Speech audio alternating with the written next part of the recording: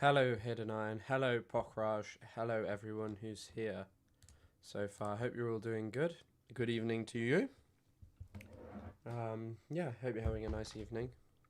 Hello, Mediocre. Hello, everyone. Sorry, I'm just checking my email. Okay, no, it's nothing. How's it all going? Chris is streaming AO. Yeah, indeed, I am streaming. Sorry. Yeah. Exciting stream as always. Lots to cover. Don't know how long it'll be. I wasn't feeling so hot yesterday after I finished. That's 8 a.m. for Wake and Bakers. That's what someone said about my streaming time. Right, gonna throw ourselves into the Wordle. I'm on a 1-day streak. Brilliant. Hello, friends, and also enemies. I don't think there's too many enemies in here, but you never know. Good morning, domesticated honeybee. Good morning, Elab. Well, hello. Hey, hi, hello. I was just watching the Taylor Lorenz pod, and this popped up. Nice. I hope you're enjoying the Taylor Lorenz pod. I hope that everyone's still enjoying the podcast. Much more of that to come. Happy Tuesday. Yeah, it's Tuesday, innit? Right. Bleak. We're gonna... No, we did something like that. Crane. Yeah, we'll do Crane. Apparently that's the best way to start. Oh my goodness. Flout. Okay.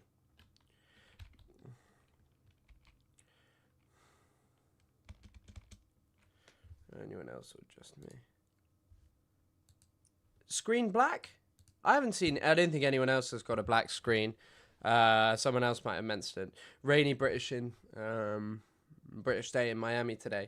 You see Marco Rubio out there? Yo, who up Chrising they cunts? Everyone is.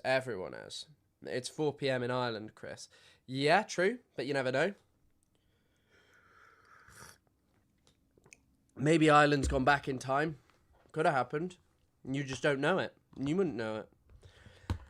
Hello, the Kunzler. Hello, Ewan. Eogan. Stream is great. Yeah, I think everyone else is saying the stream's fine. Must be a bit of a you problem. One thing that is annoying, and I wonder if it's affecting my reach, is I'm having to fiddle around with how I go live, so I'm going to have to work that out at some point. I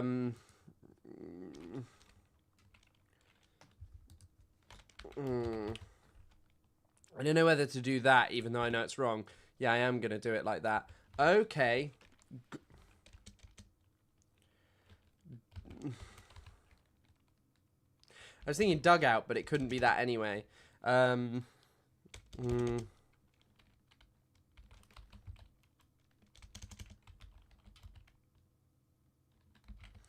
Bug. I'm just guessing words that end in... Oh, no, wait, the G's not there. I think it's the G first. I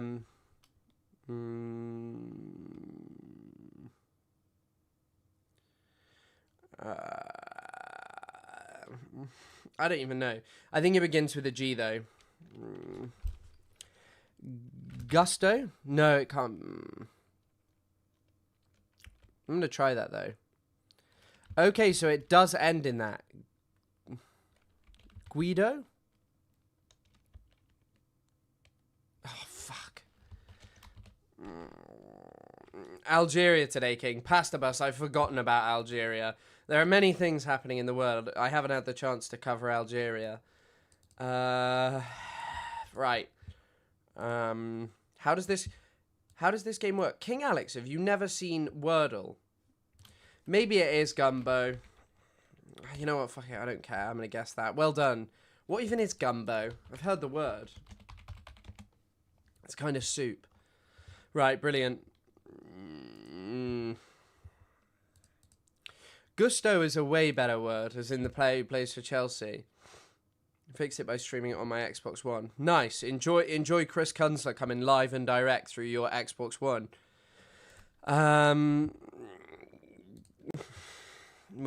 Is gusto a word? Yeah, gusto is a word. I think gusto means like doing something with like passion. Is that how you spell it? That's not how you spell gusto in the way that I'm thinking it. Apparently gusto means is a company, so it might come from that. Gusto Restaurants. Also, Marlo Gusto, who plays for Chelsea. That's what he looks like. He's an alright player. Bit shit at times. Right.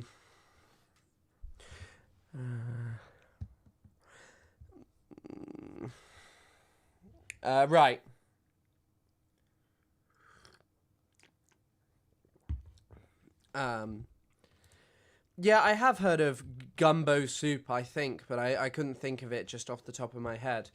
Right.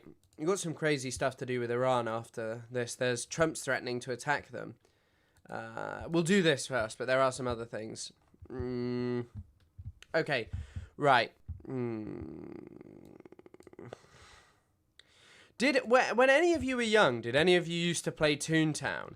Because I saw this video of this, like, actress talking about Toontown. Have any of you seen it? It was some actress, and she was like, oh, Toontown rewritten. She was shouting it out, and it just made me think of the game. I haven't played it in a while, but maybe I'll just do that on stream from now on. Just play Toontown. I was today years old when I figured out Wordle, when I realised that gusto in Spanish is the same word as gusto in English. Enthusiasm, enjoyment. Is that what gusto means? Okay, enthusiasm. Heard of a Toontown, but never played. Nah, unk. No, but I saw a Brawl IRL in Toontown. What is Toontown IRL? Disney stuff. Yeah, I used to play that all the time when I was a kid. Actress mentions Toontown.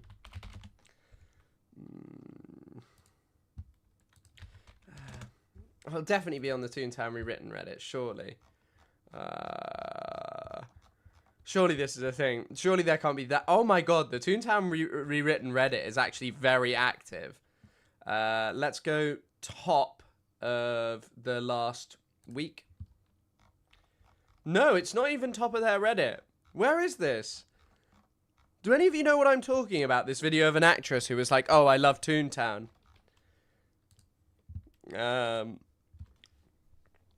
Okay, so... top hat, bow tie, bow, and... I don't know. Bow, gift... bow, gift wrap, ribbon, card. I think those are all things associated with presents. Oh, you can't see the full puzzle. Oh, whoops, sorry. Did I just show you something I shouldn't have? Oh, for fuck's sake. Hold on, I'll fix that.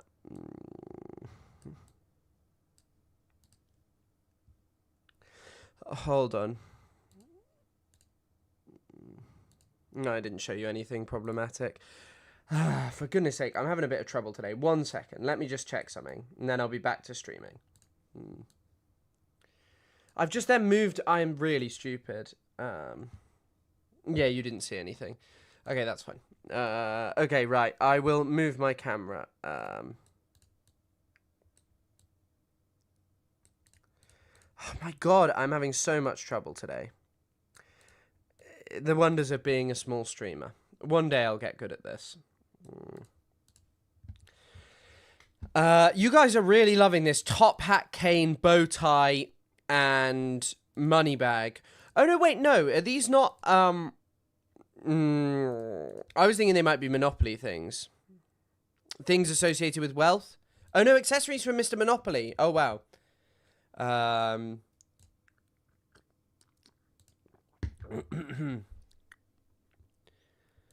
Toe, ankle, arch. No, wait, it's this. Toe, ankle, and it's that. They're parts of your feet. There we go. Play Toontown for us. I am not playing Toontown on stream. No, Moneybag also reminded me of it, because there's a character in Toontown called the Moneybags, I think, and Glad Handler and stuff. Very anti-capitalist game in many ways. All the cogs were like just people who did business. And they were bad. They were bad people. They wanted you to stop using your gags on them. I did pretty well. I did pretty well. Okay, right. We got some amazing meme stuff that I have to get into. Now, I'm sure some of you have seen what Elon Musk has been up to on Twitter. So, someone called Goblin Guy, obviously someone who you need to win the approval of as the richest man in the entire world. Elon, I love you. I think you overall you tried to do the right thing. I also think it is disgusting how you were treated when you tried to uncover government fraud, both by some of the American people and the government itself. That being said, men like you and Trump need to stop being so utterly gynocentric and start controlling your biology and stop willingly enslaving yourself to females through bad decisions who you procreate with and put into positions of power. Yeah, I sure dig my own grave and inadvertently cause pain for many people I care about too. I am very worried about population collapse destroying civilization, but this doesn't really solve the problem.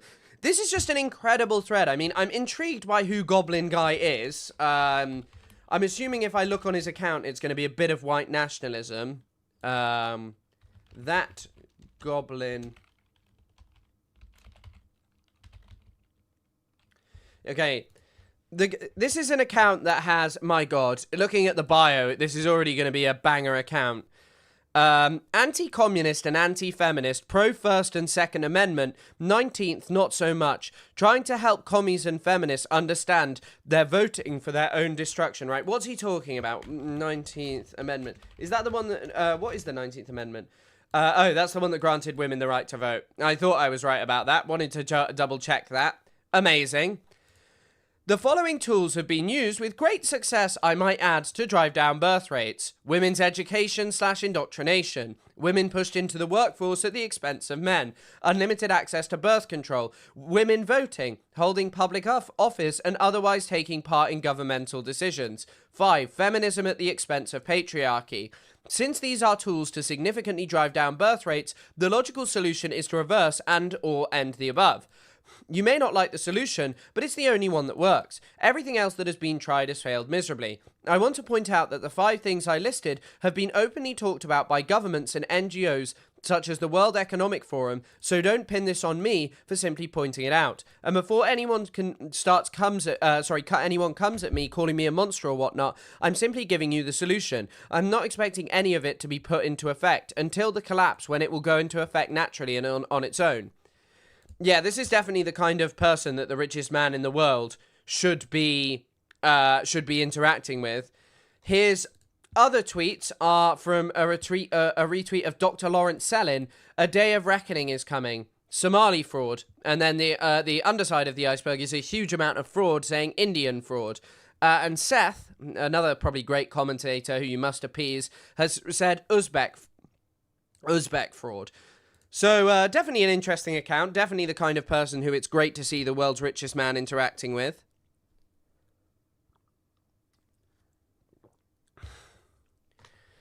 Tesla is overvalued. I don't know what the... Lemon Mint Cat, I think you should rethink that comment. Do you honestly think that a company run by a man who is talking about digging his own grave with that Goblin Guy is someone whose company would be overvalued? This guy's Twitter is just incredibly racist against Indians. He's condemning Vivek Ramaswamy for scamming. That's an okay thing, but it's actually his problem is because he hates Indians. Other posts are just justifying the death of Renee Good.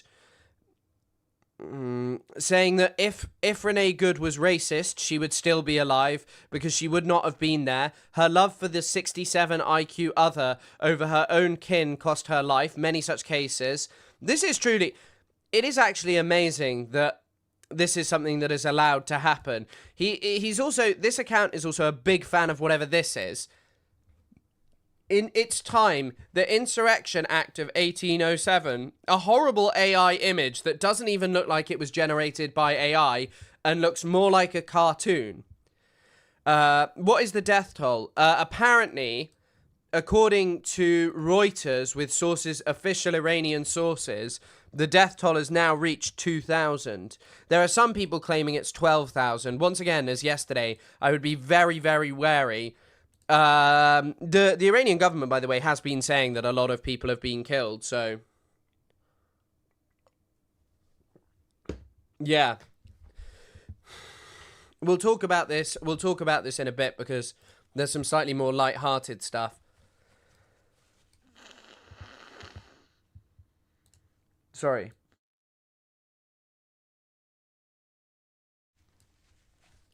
By the way, you're going to get an episode of No Politic here this week on this topic. I mean, there are videos of a lot of people, a lot of bodies in morgues that I'm not going to share because they're quite graphic. When someone turns the internet off, bad things are very much going to happen. Not going to lie.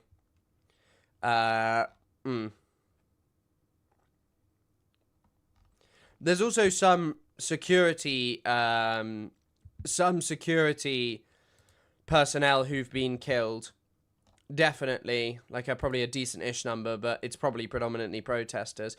But yeah, once the internet's off, very, very, very bad things are going to happen.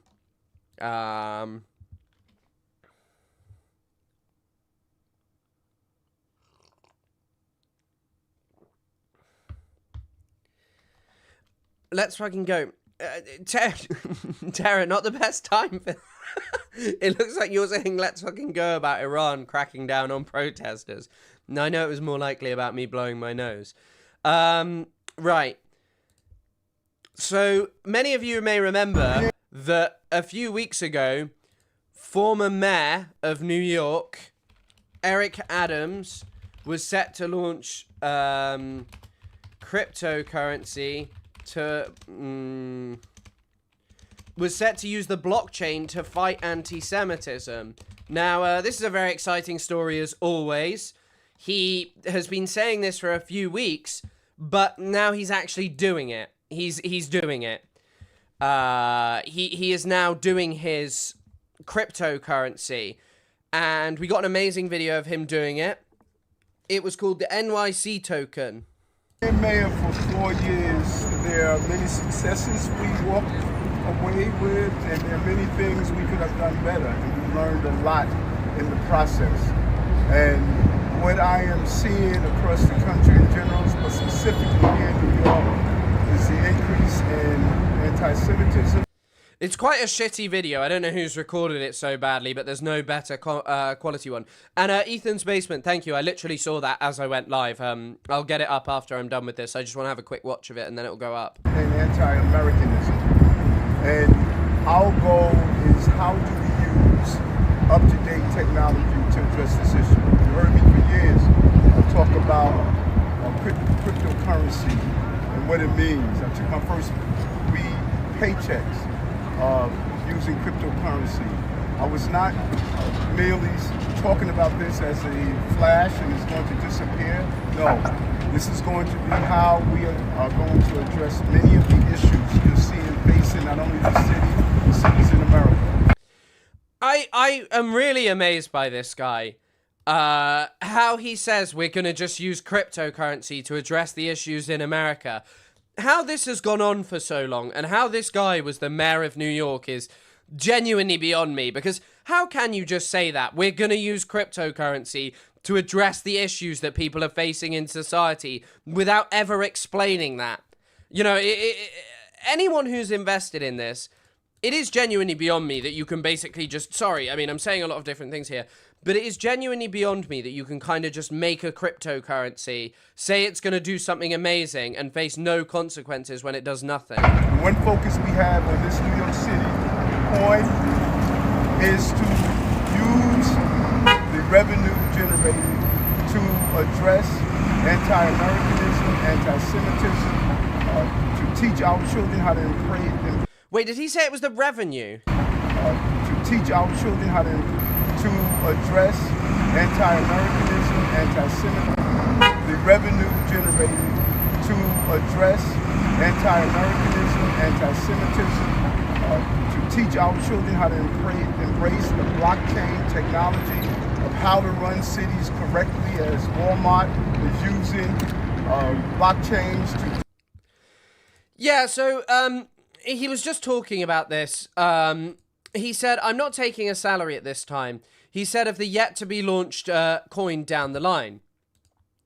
So, oh my god, He was in New York City yesterday from traveling to Dubai, the Democratic Republic of Congo, and later today he'll be jetting off to Dallas and then Senegal, he said. He said he plans to visit some of my partners in Senegal and to do some good stuff. I mean, what an odd collection of places to be going. Quippy, bribed by Turkey, make a deal with the fascist president to get out of litigation, lose re-election and move to Dubai to do a crypto rug pull. Eric Adams is the perfect American politician of 2026. I mean, yeah, you're definitely correct about that. You are definitely correct that he is kind of representative of the things that American politicians get up to, but also just American society as a whole. Like, Americans doing crypto scams is something that they absolutely love. Now, to the surprise of absolutely none of you, in spite of Eric Adams promising that he was about to... City Mayor Eric Adams is set to hold his first... Apart from promising to change the game and launching the NY City token, people are saying that it is a rug pull. People are pointing out that the Eric Adams has now drained over 3.4 million from the liquidity pool of his meme coin. It's now a rug pull. Funny enough, his net worth was only 2 million. So seemingly, Eric Adams has enriched himself an incredible amount from doing this. This is what's apparently happened. These are the withdrawals of I assume this is burning it. I don't really understand what these really are. But he's just done a crypto rug pull, basically. Amazing things are happening. Amazing things are... Yeah. I'm going to launch a cryptocurrency to help save Palestine. I remember I used to get occasionally I would just basically get emails from people or messages on Instagram that were like, we're starting a cryptocurrency to save Palestine. And it's just like, come on, bro. You're just doing a scam. People are saying that this is a rug pull. But maybe he solved anti-Semitism in less than 30 minutes and felt the coin was no longer necessary. I mean, Brad has a point here. This is maybe true. I think there is actually somewhat of a chance that Eric Adams has saved Jewish people from being subjected to anti-Semitism. But Hen Mazig's also done a great job in that. He was posting about Timothy Chalamet, who I didn't even know was Jewish, actually. He had an incredible post about this, which I'm just going to pull up.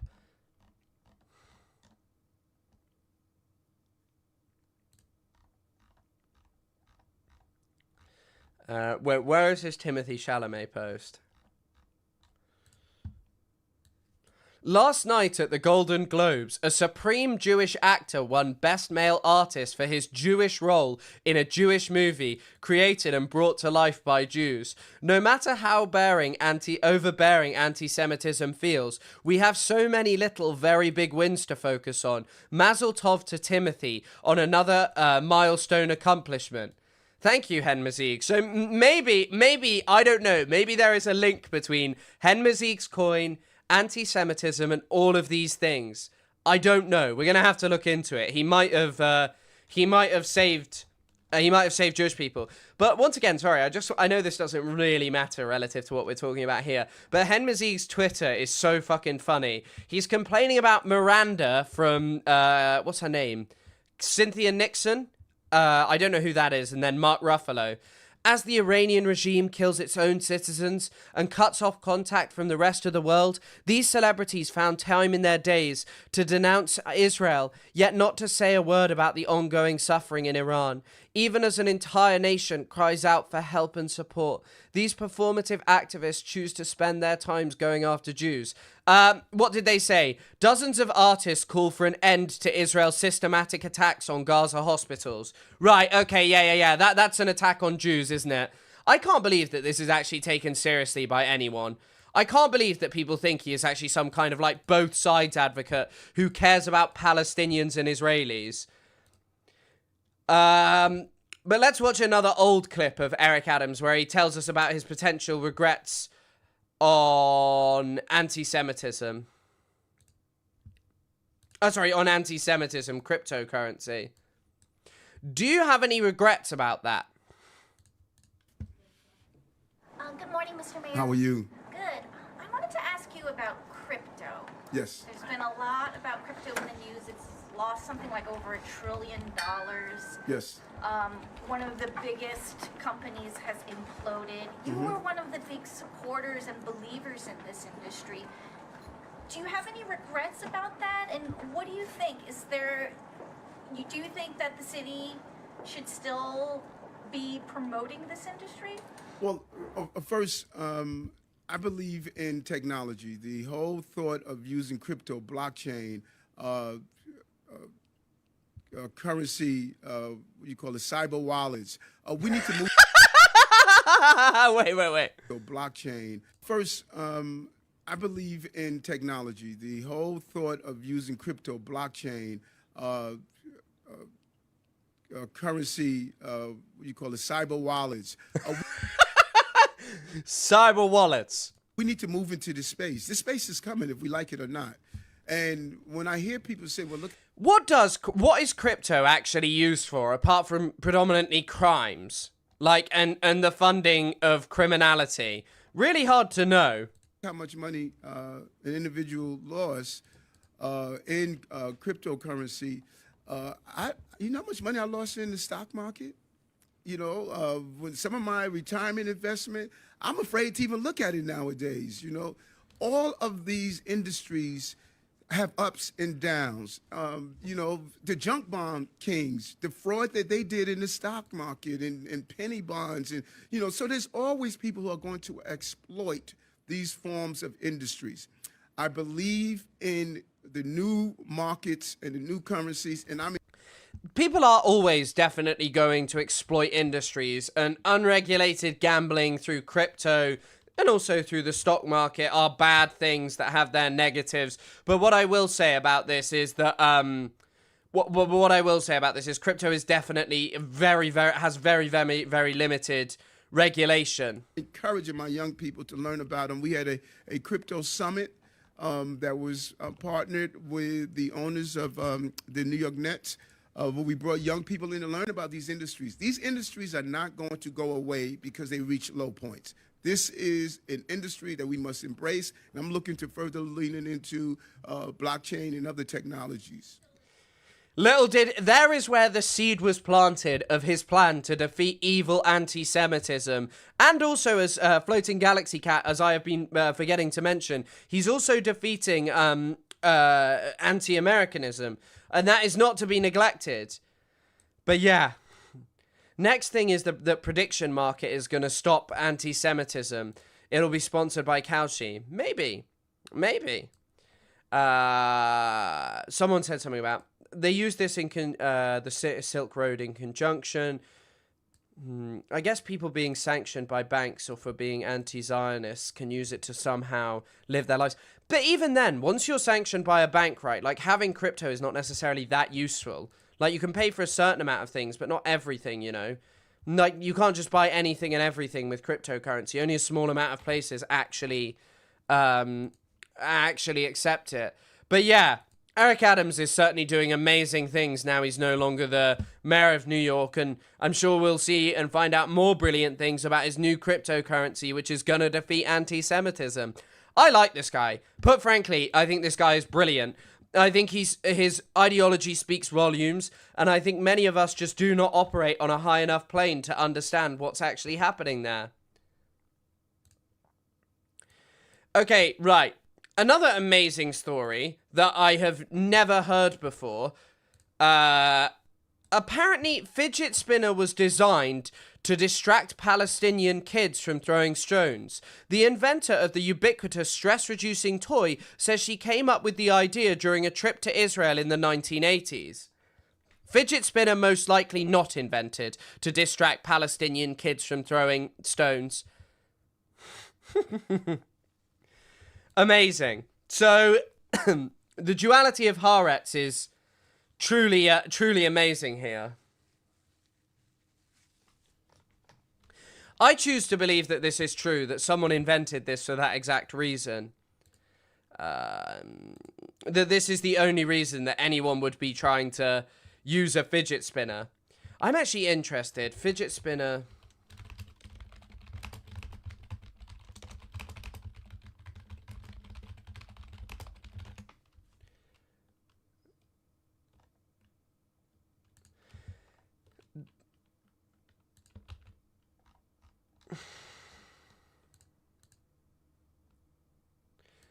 Apparently, in this Haaretz article, it's framing it as a way of promoting peace, which is truly amazing. Right, come on. Oh, it's not gonna work. Fuck it. We're gonna give up on that. But yeah, that's all you need to know. Apparently, this was a way of establishing peace between Palestinians and Israelis. 5 days apart. Yeah, for 5 days. That was the only time that truth was out there. Okay, this isn't so memey, but I kind of wanted to play it because this is a crazy statement.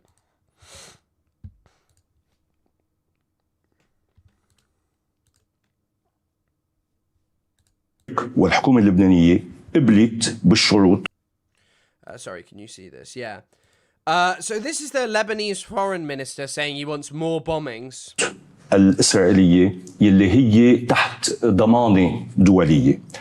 هالإعلان بيقول إنه لبنان بيحصر سلاح حزب الله. عم بعيد كلامي This guy kind of looks like the actor Christopher Walken. He actually does kind of look like Christopher Walken. I don't know if anyone agrees with me. Maybe when he was young? I don't know. قابل إسرائيل بتوقف الاعتداءات.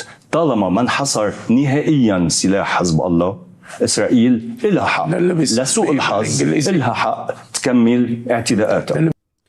I wonder how long it can go on like that. I wonder genuinely how long that can actually be a thing. How did my message get censored? I don't know. What was your message? It was probably YouTube auto mod. Can someone send me Kunz coins? Yeah, Kunz coin to the moon. No one make a Kunz coin because then apparently I'll have endorsed it. But yeah, crazy things are happening in Lebanon. Is this just the destiny of every country forever now, to just be entirely benevolent to Israel and the United States and allow them to bomb you whenever they want or whenever they please?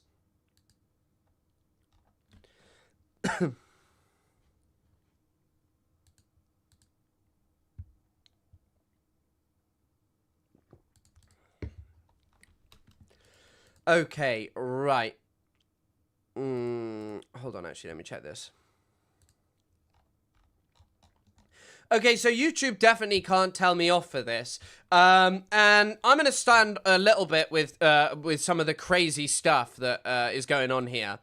While Keir Starmer wants to heavily regulate, if not ban X outright because of the weak content moderation, I wonder what he thinks of YouTube ads that advertise gay love with no age limit. Let's be realistic. He wants to control X content because he fears it. He hates being exposed for the mealy-mouthed, totalitarian, World Economic Forum-loving, Fabian Trotskyist, utopian scumbag he is. Amazing that he thinks that Keir Starmer is a Trotskyite. He's also not a Trotskyist, is it? It would be a Trotskyite. But, you know, I don't think anyone cares about that. He's an ideologically captured imbecile whose only concern is power. Nothing else matters to him. Not the rape of generations of Britain's daughters. Not the working class. Not the preservation of Western culture. We need to call for another election and remove this tyrant as soon as possible. Now, Tommy Robinson has been posting about this, which is Pride State, which he was getting an advert for, which... You know what? There probably is something of Tommy Robinson constantly watching odd pornography online. I really don't doubt that Tommy Robinson is watching some strange things on the internet. Horrifying guy. What was I going to say? But yeah, I have been getting weirder and weirder ads, and I don't watch anything that should be provoking them. And yeah, if you don't know why X might be banned in the UK, which, you know, wouldn't be necessarily the best thing in the world, but... X is probably going to be... Get banned. This is why X might be banned. Thank you, Sky News, for informing my American-brained audience. And in the UK, after scores of women posted online saying its AI had created sexual deepfakes of them without consent. But we're not there. It's kind of crazy because, the reason that X is considering being banned, which probably isn't the best way forward, it is just kind of removing Grok's ability to do this and saying that Elon Musk will be... subjected to some kind of sanction or something, or will be, I don't know. I think if you're sanctioning Iran, you should probably be sanctioning Elon Musk for what he's getting up to on X. If you're sanctioning anyone, you should be sanctioning Elon Musk. yet. So here's Because it won't hurt like the general amount of people, it'll hurt him. what would actually need to happen for X to get banned. Ofcom has just launched an investigation into X after reports there was illegal content both being made and shared on the platform. A lot of users, mainly women, have reported being victims of the sexual deepfakes, and last week there was even reports that Grok had created child sexual abuse material. A lot of people are up in arms about it. The Technology Secretary even brought forward plans to make the creation of non-consensual intimate images like those shared on Grok. Yeah, it's kind of funny that in a Tommy Robinson post talking about how he's upset about the attacks on good British women, when this is something that's obviously fueling that. Illegal instead of just the sharing of them. The Data Act, passed last year, made it a criminal offence to create or request the creation of non-consensual intimate images. And today, I can announce to the House that this offence will be brought into force this week. And that I will make it a priority offence in the Online Safety Act too.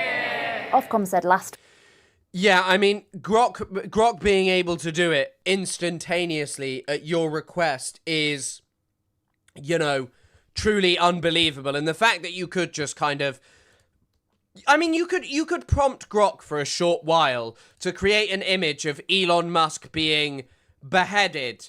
You could create an image with him holding up a sign saying, "Someone assassinate me," while simultaneously being covered in semen. You could game it to make fully nude images, not just putting people in bikinis. You could push it by saying, put it in the smallest bikini possible. Because I was interested in, like, what people were actually getting up to. But that's what, like, ever since the post was deleted, those are the ones that were getting it deleted. And there's an account on Twitter in the UK, EFC... wait, I don't know why she's not coming up. She's quite a good account, actually. I like her. She was fighting with right-wingers online. Okay, it's just bringing up. I searched. The other problem with Twitter is that when you do anything, it just brings up porn. Here we go. This lady, she was talking about how you can actually do it because people kept doing it to her. She was on BBC News talking about it as well. week it had urgently contacted X about the issue and now says it's launched this formal investigation under the Online Safety Act. That's the mechanism that could get X banned in the UK.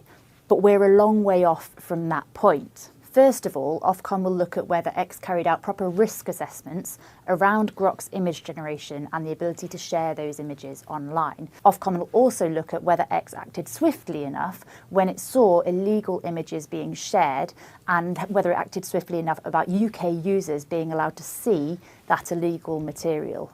If it finds problems, Ofcom can fine X. It can fine X up to 10% of global revenue or £18 million. What? Wait. What did it just say? It can fine X up to 10% of global revenue or £18 million, whichever is the higher number. It can also require X to make changes to the way it works to stop those issues happening in the future. Now, if it did all of that and the problems still persisted at X... 180 million and 18 million just doesn't feel like any major amount of money. That's when it could potentially start looking at banning the platform. But that only happens in really serious cases. Now, if none of that stops the problem... If you search anything on... if you search absolutely anything on Twitter, it brings up porn results. Like, whenever that's why I don't show what I'm searching on Twitter.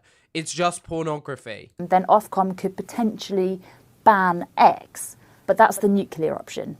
Members of the Trump administration have already criticised the UK government for its reaction to Grok's image generation. And over Christmas, 5 people from the UK and the EU had travel restrictions put on them from the US because of their work in online safety.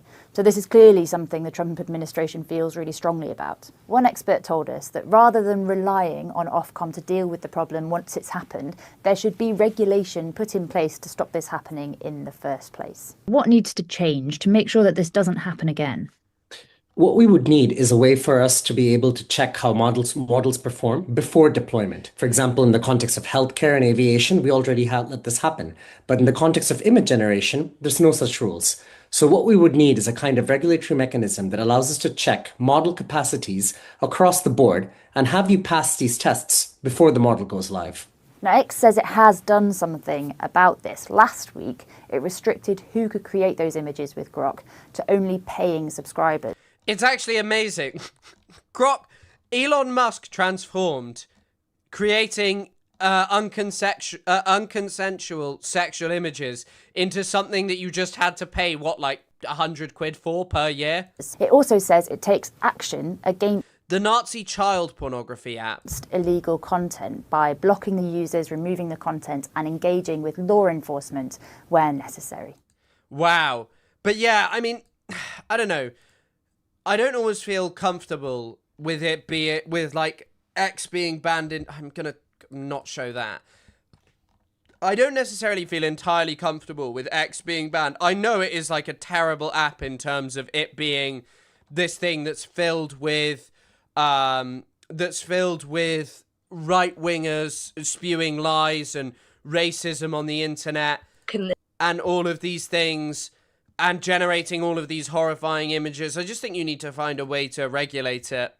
But yeah, also simultaneously, I won't shed that many tears if Twitter is banned. This happened, why is this allowed, and why has nothing been done So this is EFC Evie talking about it. Someone replied to me and asked Grok to put me in a bikini. I feel like violated seeing it, because it's like, I didn't consent to this. This is like a picture of me like just doing a cool makeup look and people are stripping me. There's so many places online that you can do this, but the fact that it was happening on Twitter with the built-in AI bot, it just threw me off. Like, my family follow me on there, my friends, my co-workers.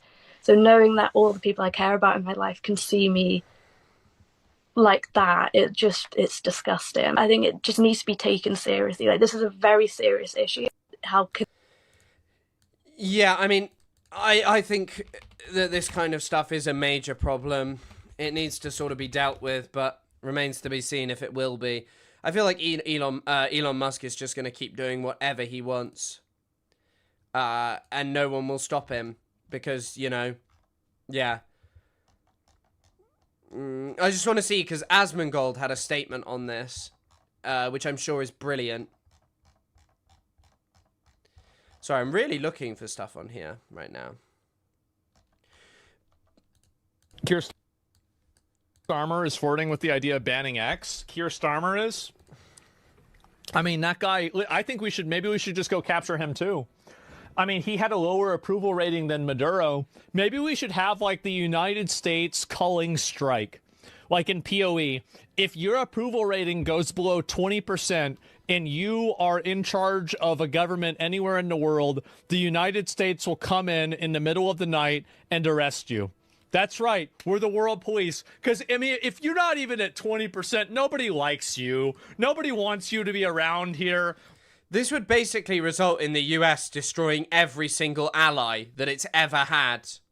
It's also really funny that that Asmongold doesn't realize that, like, America being the world police is a thing that it viewed itself as. Like, just go, yeah, exactly. You go under 20%. You get nabbed, bro. You going to New York. Yeah, please, do I need to go? Yeah, exactly. Basically a street call. Exactly. Yeah. You go underneath that, you're done. Amazing. Yeah, this is posted by Basil the Great, which is like these accounts are just like a major problem. Like this guy who has like Tim Cheese as his profile picture. Can he make this disappear? And also just tweeting stuff like this. Everyone just charting Keir Starmer's a wanker, and that means that we should get rid of him. Good thing or a bad thing? Hi, Julia. Hello. But the other funny thing is these accounts will probably destroy the right wing in the United Kingdom, largely because of the fact of they continually keep posting crap like this that is just condemning Reform UK, and they're not actually serious political operators. And they worship Elon Musk above everyone else. Okay, right.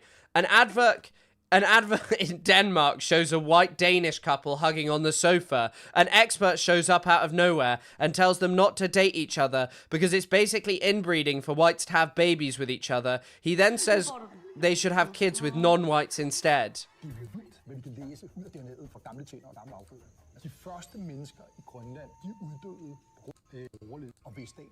What is this? What is this? Yeah, Tim Cheese is the enemy of John Pork, right? I've accidentally clicked Mads trending. Like, you know that's probably going to pull up pornography. Jesus Christ. It's a minefield using X these days, whether it's CSAM, generated images of children, or any of this kind of stuff. Who knows? Okay, right, let's get into some, well, I guess that was pretty serious news, some pretty heavy stuff, but let's get into some news. We're going to, okay, actually, no, so, right. I'll kind of brief with some quick updates on Iran. So this is coming from Reuters, and apparently it comes from an Iranian official saying that there is a high death toll. From 2 weeks, the death toll has now reached 2,000 people, including security personnel. Hasn't said how many, whether they fudge the numbers of that, who knows, but that is actually the number being reported. Also, why is this reported from Dubai? But yeah, it doesn't sound implausible. There are videos on Twitter, if you care to look for them, of huge amounts of bodies piled up in certain places in Iran in a medical center. And yeah, I mean, plausible that many people have been killed, but remains to be seen. Remains to be seen. Okay, right. Then we're gonna watch. Oh no, wait, no. A couple of other things. So, Trump has had 2 announcements in the last 24 hours, which the first of which does not make any sense, but he still said it. So we'll just have a look at this. We'll just hide the camera. Effective immediately, any country doing business with the Islamic Republic of Iran will pay a tariff of 25% on any and all business being done with the United States of America. This order is final, conclusive. Thank you for your attention to this matter. President Donald J. Trump. Right, anytime Trump has announced like an outrageous tariff like this, he has backed down from it, and I am pretty confident that on the topic of this, he will end up backing down on it. It will bring suffering to ordinary Iranians. It's very clear that sanctions have not done a great job at bringing down governments, but, you know, remains to be seen. Remains to be seen whether he will actually follow through with this. But this was the far weaker of the statements. His actual stronger statement came just about 2 hours ago from Rapid Response 24/7. Iranian patriots, keep protesting, take over your institutions, save the names of the killers and abusers. They will pay a big price. I have cancelled all meetings. I have cancelled all meetings with Iranian officials until the senseless killing of protesters stops. Help is on its way. Make Iran great again. President Donald J. Trump. Trump is really in a corner right now because he said if anyone gets killed by Iran, he is going to start killing and striking Iran. Obviously, you know, Trump has been categorized as Taco. He's just done this glorious operation in Venezuela that he's like bigging up constantly. However, the problem is that I don't know that he's going to be doing this. I don't think he's going to do this. I'll be frank with you. I don't think he is going to strike... I don't know. I don't think he's going to launch a war with Iran because the only reason that the assault on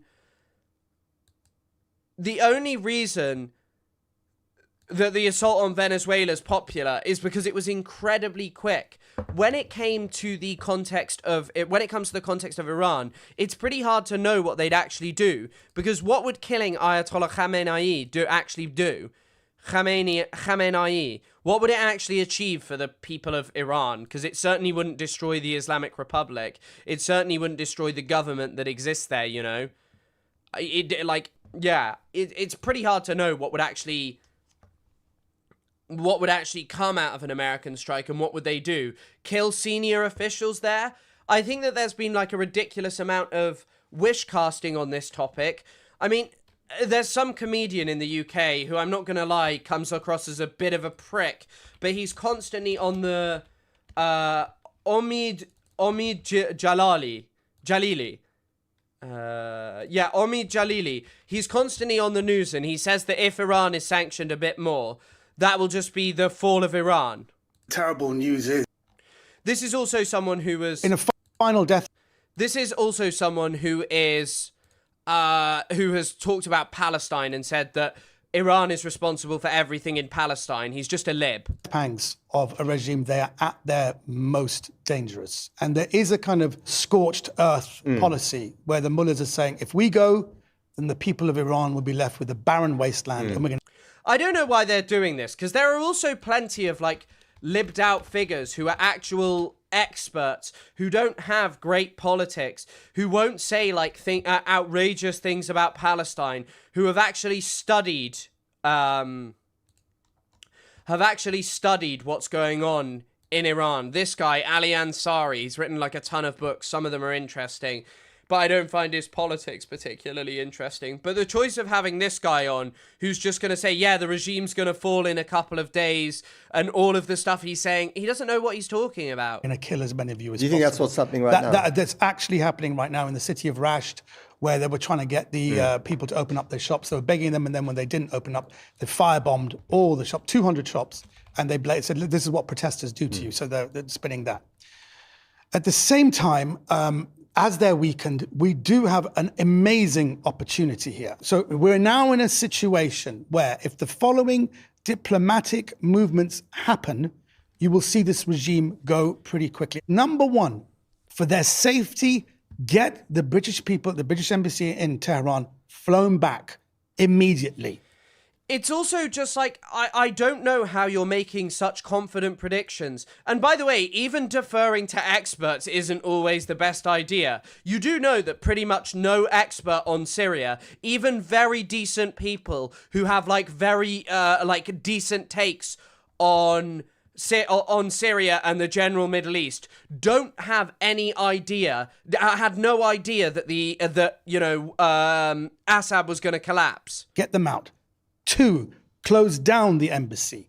And 3, freeze the assets. And then put the IRGC on the terrorist list. Because if you do this, which is very important, the regime gets isolated. There's no more money coming through. All the people who work with them, India, China, will have to distance themselves. Also, India, China, and all of these countries do not have to distance themselves, and particularly in the world that Donald Trump is creating, where he is far less of a reliable ally when it comes to, as a trading partner, as doing things that are rational and beneficial for, beneficial for people all around the world. Trump is proving himself less and less reliable. But it's really hard to actually know what's going to unfold. And I find it very interesting that every news outlet has brought this guy on as some kind of expert. And hello, Sophie. I think Chris mixed up his mods again. He said people were liking my edit, and I'm pretty sure he meant Sophie's. No, I meant your edit. I haven't actually posted Sophie's yet. Sorry, I've been so busy. China and India ain't got to do shit. No, 100% they don't. Chris can't tell his I can, and I just did. I don't think there is a power to take over Iran like Syria in the US backed HTS for a long time, so it could take over power. Well, Hayat Tahrir al-Sham also controlled Idlib, and during that period, Hayat Tahrir al-Sham built huge relationships with Turkey to the point where when the earthquake struck in Idlib, do you remember the big Turkish earthquake? Syria, they didn't even have to take aid from Assad. They literally refused aid from Assad and exclusively took the aid from Turkey. So Hayat Tahrir al-Sham, for all of their failures, for all of their ridiculousness, for all of their like problems, had at least been tested at controlling an area. There is no equivalent with that in Iran, and there is no like known of what would take over, because when the Shah fell, the military basically all defected. The entire military was based on conscription, and the only things left loyal were the palace guard. And whatever these people say about Ayatollah Khomeini, Khomeini was like, Khomeini videotapes. Khomeini made all these videos of himself that were all over the place in Iran. Millions of copies were being distributed every year whilst the Shah was in power. And when Khomeini returned to Tehran, I'm sure some of you have seen these images. This is from Radio Free Europe, but you can see them like this. The amount of people who were out, there were millions in the street. Like, whatever Khomeini was and whatever Khomeini became, he was certainly incredibly popular when he first came to power. He also had some pretty interesting beliefs. He allowed women to retain the right to vote, and his reasoning was that some matters are more important than God. And I'm not saying women having the right to vote is like an amazingly, humongous thing. However, what I will say on that topic is kind of the notion that the Iranians are fundamentalists is a betrayal of what the term fundamentalist actually means. Because a fundamentalist basically means that your politics... It is utterly ridiculous. ...are based on an attempted return to scripture.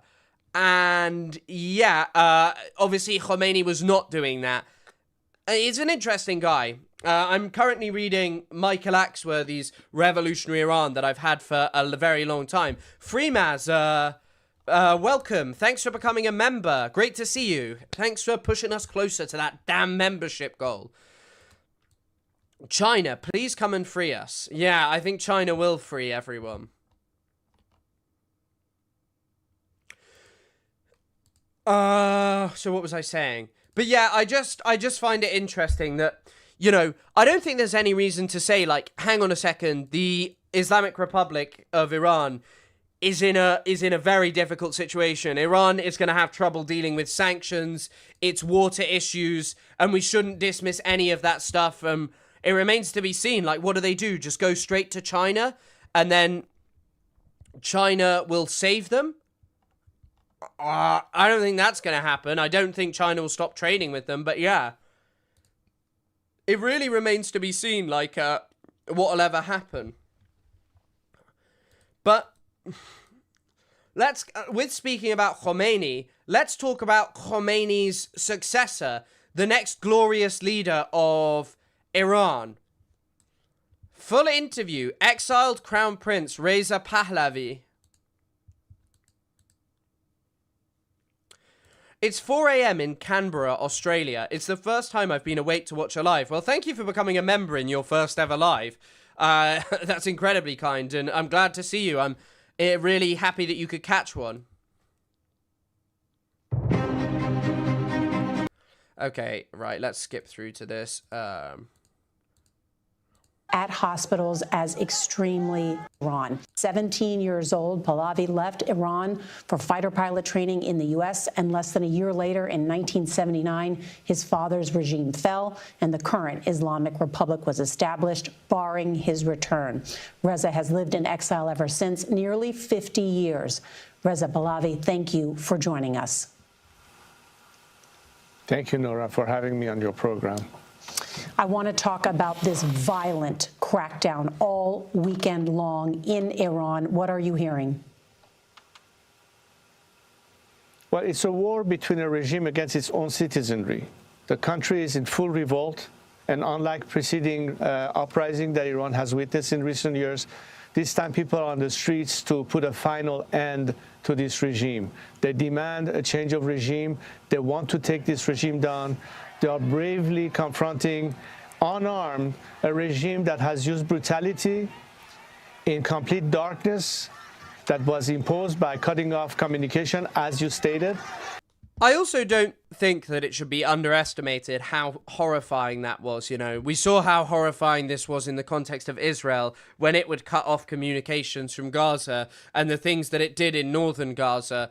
But, you know, the Western governments who are now incredibly supportive of the Western governments who are incredibly supportive of this guy. Actually, not really Western governments, because Western governments don't think that this guy is legitimate. But all of the people who support this guy, who literally says, oh, we're in a war with the Islamic Republic and blah, blah, blah, blah, blah, all of this stuff,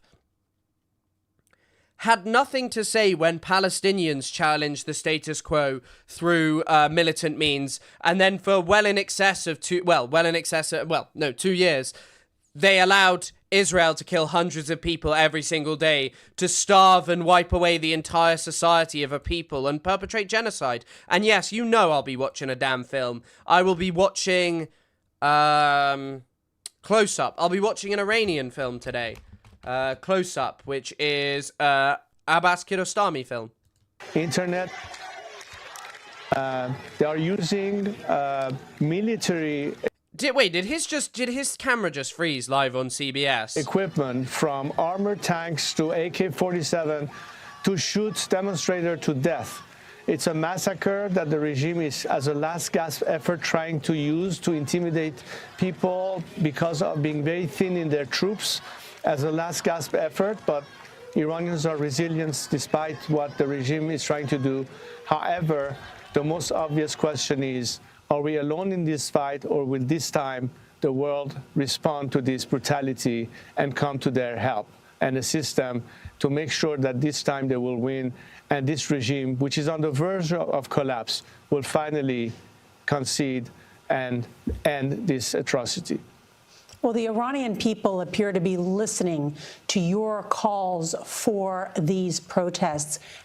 Also, really funny that CBS is framing it in that way. This is pretty much an entirely external thing. How are you communicating with people inside Iran, given that there has been this total blackout? As of now, nearly 3 days ago, when the internet blackout occurred, obviously communication to Iran has been limited to satellite broadcast. My recent messages in the last 48 hours has been carried out. Like, there is no way that millions and millions of people who are watching this, who are like watching his posts, actually living in Iran. The people watching his stuff are like wish-casting white libs on the internet. By an outlet called Iran International, which broadcasts messages into Iran. Before that, it was, of course, the use of social media platforms such as Instagram. Are you talking about Malala, who was Hillary Clinton's propaganda piece who escaped from Afghanistan? I don't know if you're talking about Malala. Malala did get shot in the head by the Taliban. Or Telegram, which of course now is impossible for people to have access to. Some people have limited access via Starlink. I will tell you one thing about the Iranian people as a whole. The Iranian people love Telegram. If you meet Iranians, they'll talk to you about Telegram. They'll tell you about what you can get up to on there. But yeah. The regime is using military jamming to also try to disturb Starlink from operating in Iran. Further than that, the regime is now basically upholding BDS against Elon Musk is good, but yeah, I do think it is like, it is definitely very shitty to just like totally underestimate and ignore how horrifying it is to just have your internet cut off when there is just mass amounts of killings going on. Walking into people's home, trying to confiscate even their satellite dishes. They're trying to do anything possible to cut off our computers from the outside world. So this is really what we are faced with in terms of challenge. Nevertheless, the people are resilient. As you said, they are responding to my call. At their ask, I've stepped in to lead this period of transition and, of course, the combat in which we are right now. I have called on Iranian key sectors in the oil and gas industry, in the transportation industry, to join with the people and go on strikes. We are trying to, beyond controlling the major arteries and streets. You know, his dad was also just like fucking mental. Like, genuinely, his dad was just insane. His dad started off as this really weak and pathetic leader. Maybe if Reza Pahlavi was younger, the West would actually invest in him. Because at first, people like in America and all of these people were not very happy. And they kind of thought that the Shah was too weak, that he was too slow to crack down on Mossadegh. The longer he was there, oh my God, this guy became insane. He declared himself Shah and Shah, which is like, which literally means the King of Kings. And it was a title that was like previously just for emperors. But the Shah, mad with oil revenues and the power that he thought he had, started doing this. He thought that he cut like some kind of amazing religious figure. And another unbelievable thing that he did that is well worth, if any of you are interested in watching like a kind of documentary, is his party that he hosted. He hosted the world's most expensive party in history. There are estimates of 1 billion to 2.5 billion. He developed Persepolis, which is like a really ancient ruin, a really ancient ruin in Iran. Extremely beautiful. And he built like a hotel complex around there. He also shut down this French restaurant, like one of the best restaurants in the world, into giving, and the reason he shut it down was so they could cook meals for hundreds and hundreds of people to go to this opulent party. And this has been posted over and over again by someone whose video we might watch because it was quite interesting. But I also, once again, I don't think you should be trusting anyone's major predictions. But someone was posting this. When Pahlavi was ousted, this is how people in Iran were living. Yes, there was economic growth and many things to that effect. But there are also quite a lot of people suffering, living in bad situations. Life was not perfect for everyone in Iran under the Shah. It's just objectively not true. His dad was extremely pathetic. His twin sister had to pressure him into backing the coup. He was too scared, not ideologically misaligned. She would also routinely embarrass him at dinner parties. I didn't know that about like the anecdotes around that, but yeah, they kind of considered doing away with him because they viewed him as just like this like weak little man. But then as he spent more time with huge amounts of oil revenue, the guy just became insane. Of major cities, providing them with certain goals to achieve and try to neutralize the regime's propaganda capability, which of course has to do with some aspects that deals with internet access or for their own media broadcasts within Iran. We're trying to do what we can as unarmed civilians against this brutal regime. Reza, let me ask you that we have seen these protests and attempted revolutions in the past, the Green Revolution in 2009, 2017, 2018, 2019, 2022 with Mahsa Amini, and then 2023. What makes this one different? One is that today the ask is not just for reform or, for that matter, an economic demand. It is now putting an end to this regime. This is really the revolution in its true sense of the word. And number two, I think that unlike some predecessors, also, from what I'm hearing conflicting things. There are some people who appeared in the media and said, no, the protests have absolutely slowed down. But then there are other people who are saying, no, the protests are still ongoing. The Islamic Republic is done. Just like very, very, very broad predictions. There was also commentary that apparently Khamenei had fled to Moscow on the first few days. Also, I think the pinnacle of liberal tweet has just appeared. ما در کنار مردم ایران ایستاده آییم. It means we are standing with the people of Iran. I translated it, but I didn't actually know kanar is solidarity, or we stand with the people of Iran. ما در کنار مردم ایران, people of Iran, ایستاده آییم. We are standing with. There you go. That's my little fact of the day, if you ever wondered how to pronounce what they've written here. That is like the most libbed out tweet of all time, though. Not even to say that neither Ukrainians or Iranians don't have a good cause. People just love this kind of shit. There is some guy, J.K. Rowling is going mental for this. Ethan Klein is like fist pumping in the air, and he's like, epic, epic, epic. more people will become organized, will be galvanized, and so on. Yeah, they probably will. I didn't know you could read Persian. Yeah, I can't really speak it at all anymore, and my reading ability has declined. In my third year of university, which was 2021/2022, I could read BBC News Persian, but I can't really read it now very well. Like, I pulled it up, and I can, like, obviously bits and pieces I can understand. Zende. Trump dar vakanesh be kushtar bi sabahe Moatarzan. Yeah, see, I can't read this because this is also not words that I'm ever gonna know. Dar Iran. So it's like Trump dar. I don't know what vakanesh be kushtar is killing.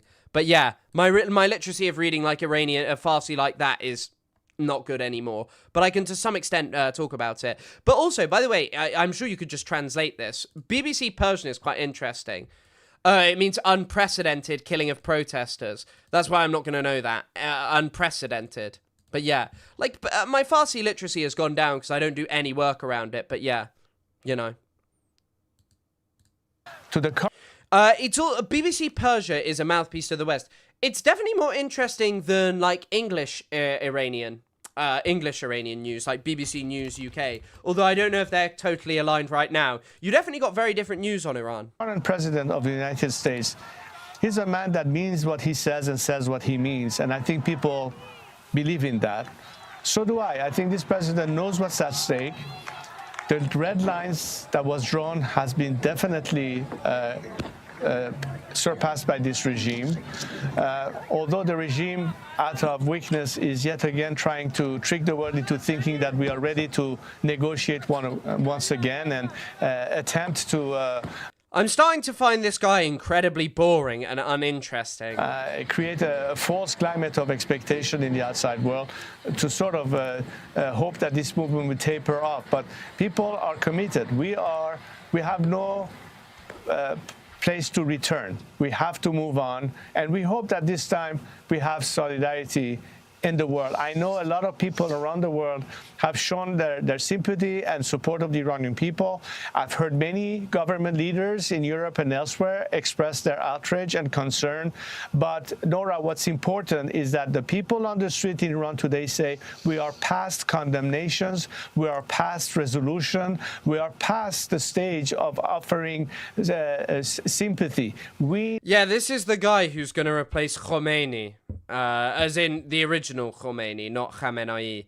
Also, this is what BBC's reporting. Iran's economic grievances are set to get worse. This is like, okay, so right, this is why I don't think you should sit here and like live in this fantasy world that this is all done by Israel. Like, there are problems that Iran is going to struggle to address. Inflation is rising, the sanctions are biting people there. It's kind of this question of how long can the Islamic Republic, how long can the Iranian Revolutionary Guard hold on to power? And the answer is maybe a very long time. Iran is a huge country, but many people, and it is also, I saw someone describing this as a propaganda talking point, but no doubt it weighs on the minds of people.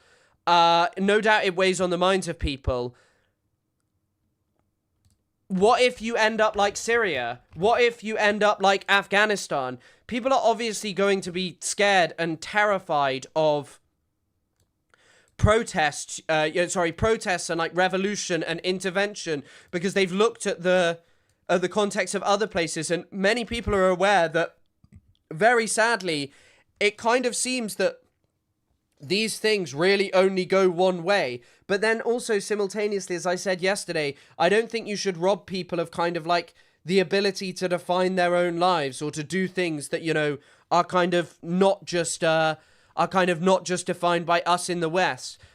But yeah, like, and I don't know if someone is critiquing the World Bank Forum here, but, oh no, I don't think you are. But these are just undeniable factors, and like Iran's water crisis is a very real thing that people will talk about, you know.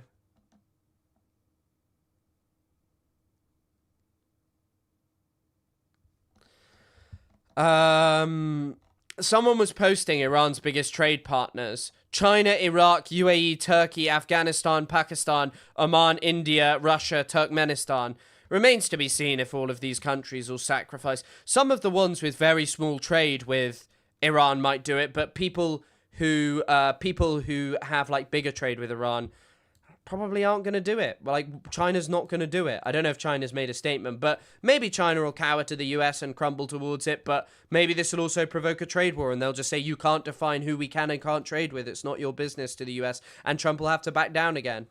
We need action to be taken. The Iranians are fighting a fight defenseless and unarmed against an extremely brutal regime. The game changer would be for this regime to know that they cannot rely anymore on a continued campaign of repression without the world reacting to it. That's the game changer right there and then. And as I speak to you, people in Iran are still going back to the street to fight. You brought up that word. Sanctions, even if the Iranians managed to overthrow the government, the material conditions would be the same. They would still be suffering sanctions and environmental crises, economic crises, and siege from the US and Zios. I mean, I don't think you're wrong about that. There would be the same issues, and Israel would probably instantaneously try and break apart Iran's military capabilities.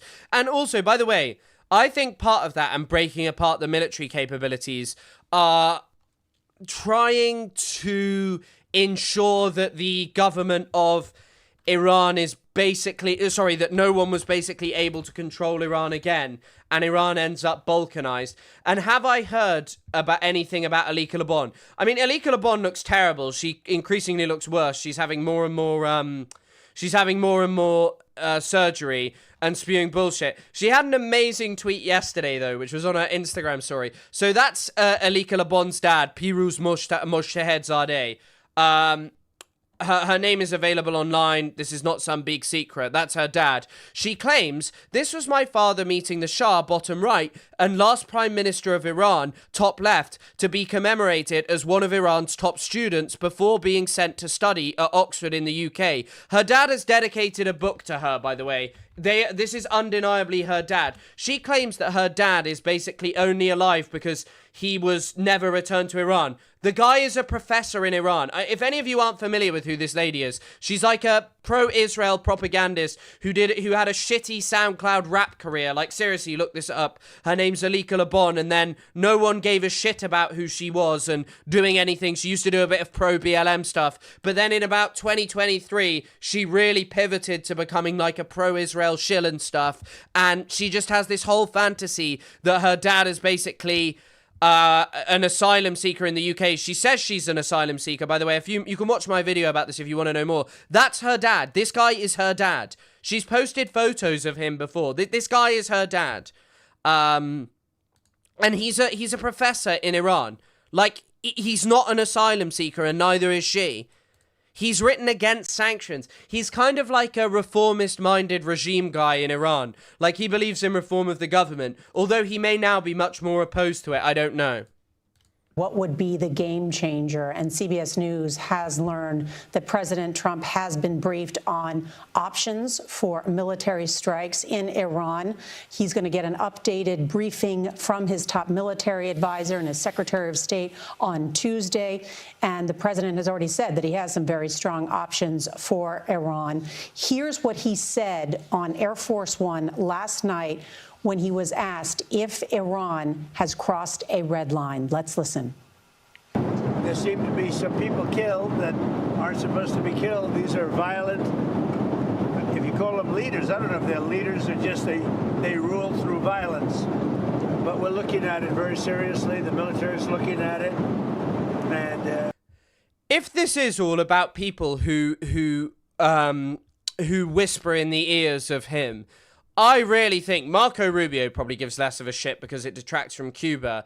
But also, I guess it adds support to the notion that they can go anywhere if they can kind of regime change Iran. However, Stephen Miller will like this notion because it's a way to get rid of huge amounts of asylum seekers.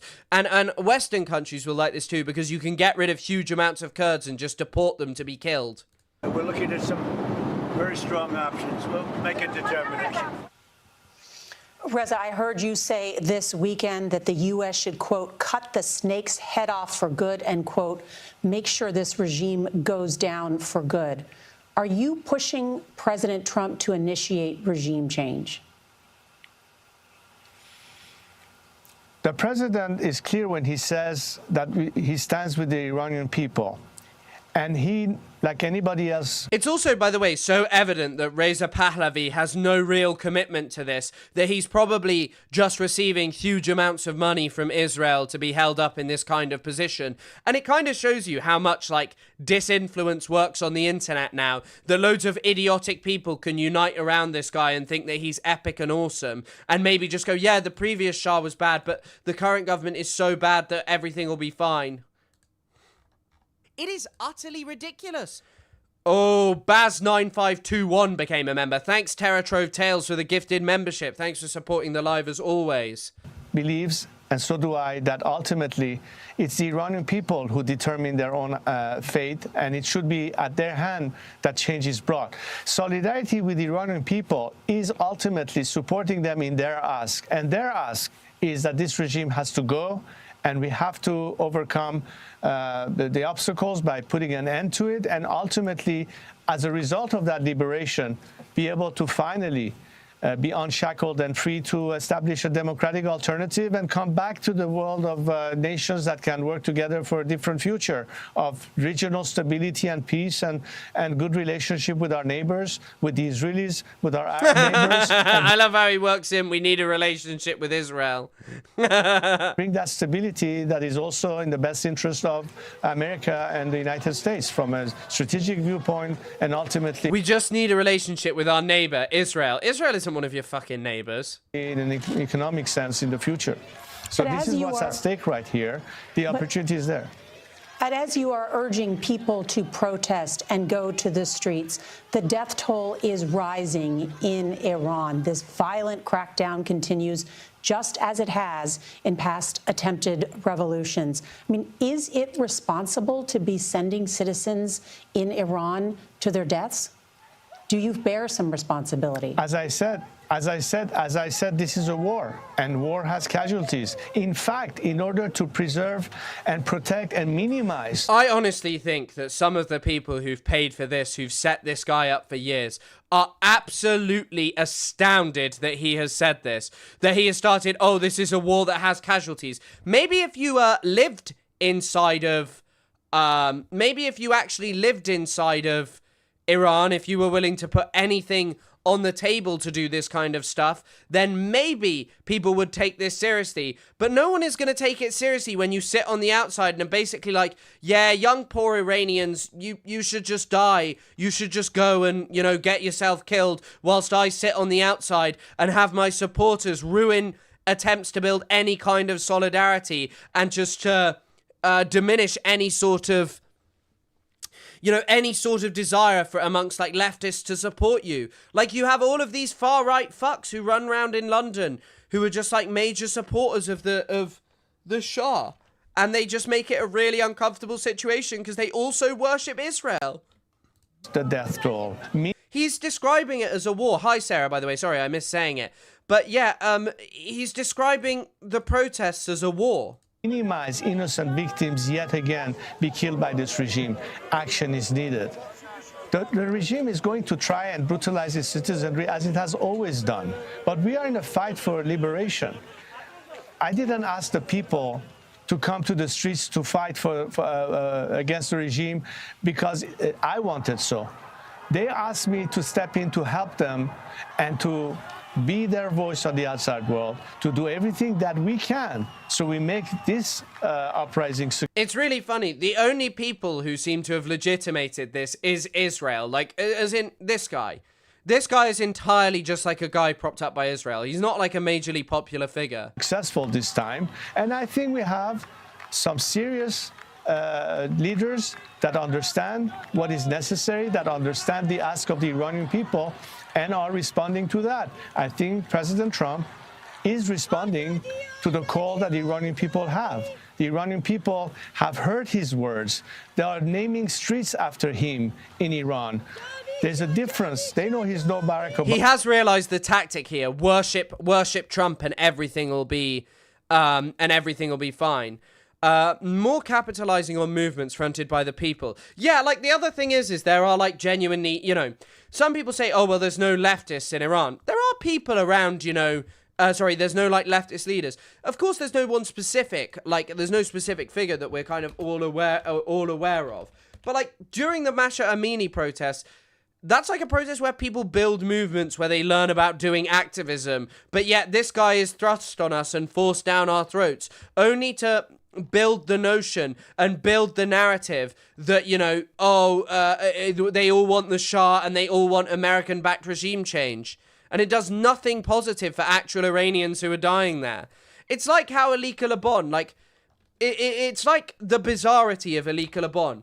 I question what the hell is even going on with Alika Lebon, because objectively you can find out that her dad is still working in Iran, and yet simultaneously she's like the most pro-Israel moron on the internet. I mean, look here, she looks insane with all of the injections and shit. But anyway, she is doing a disservice to the Iranian people. Obama or Joe Biden. And that's why they do have a higher expectation, and we'll see what happens. And as you say, I think the president has a decision to make fairly soon. We're doing what we need to do regardless. Anyone who wishes for the Shah is a plant, IMO. Not everyone. There are a certain amount of older Iranians who do just want the Shah back, because you can find old people who want anything back. There are a decent amount of there are a decent amount of people who want anything back. Italians want Mussolini back, some of them. Regardless of whether help will come or not, I'm just stating that the best way to ensure that there will be less people killed in Iran is to intervene sooner, so this regime finally collapses and puts an end to all the problems that we are facing. We are at war, and we have to make sure that we are... And also, once again, it's just a very unserious understanding of the Middle East, of politics in general, that just IRGC goes everything good. It's not serious. It's not meaningful. There's no way back for us. We know that as Iranians. And Reza, are you communicating directly with President Trump or members of the Trump administration? Yes, we are. And what has been your message? I think the president said it best. He said, we'll see what happens. And I think part of the consideration is that they already know what we propose as an alternative, as a transition. Right now, the focus is on the immediate issue. I think the world is waiting to see in what way the Iranian people will see that they are not alone in this fight, and that the regime that has dared a response will probably get an answer fairly soon. And that's important to embolden a nation. Look, any campaigns of liberation has occurred at the time that the world finally took the side of those people vis-a-vis oppressive regime. It's also really funny because, once again, all of these people who make out and push this notion that, the world hasn't been supporting Iran and Iranians, this is an example where they have offered pretty much, unwavering support to the people of Iran in terms of, well, actually, no, of course, sanctions do not help the people of Iran, but in terms of rhetorically and stuff, the BBC is still running a live page on this. They don't run live pages this much on Gaza. They never did. But they will run it on something like this because they're in support of it.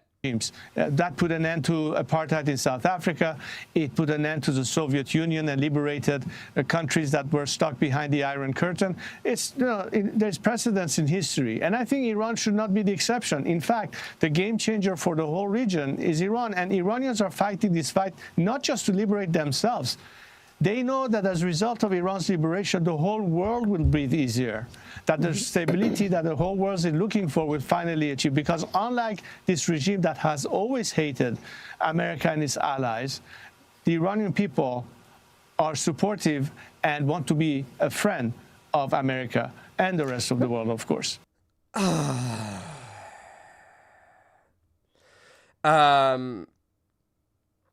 The moment the regime fell, the Israelis will use the Kurds, and the Gulf monarchy will use the Ahwazis. I mean, Kurds have wanted...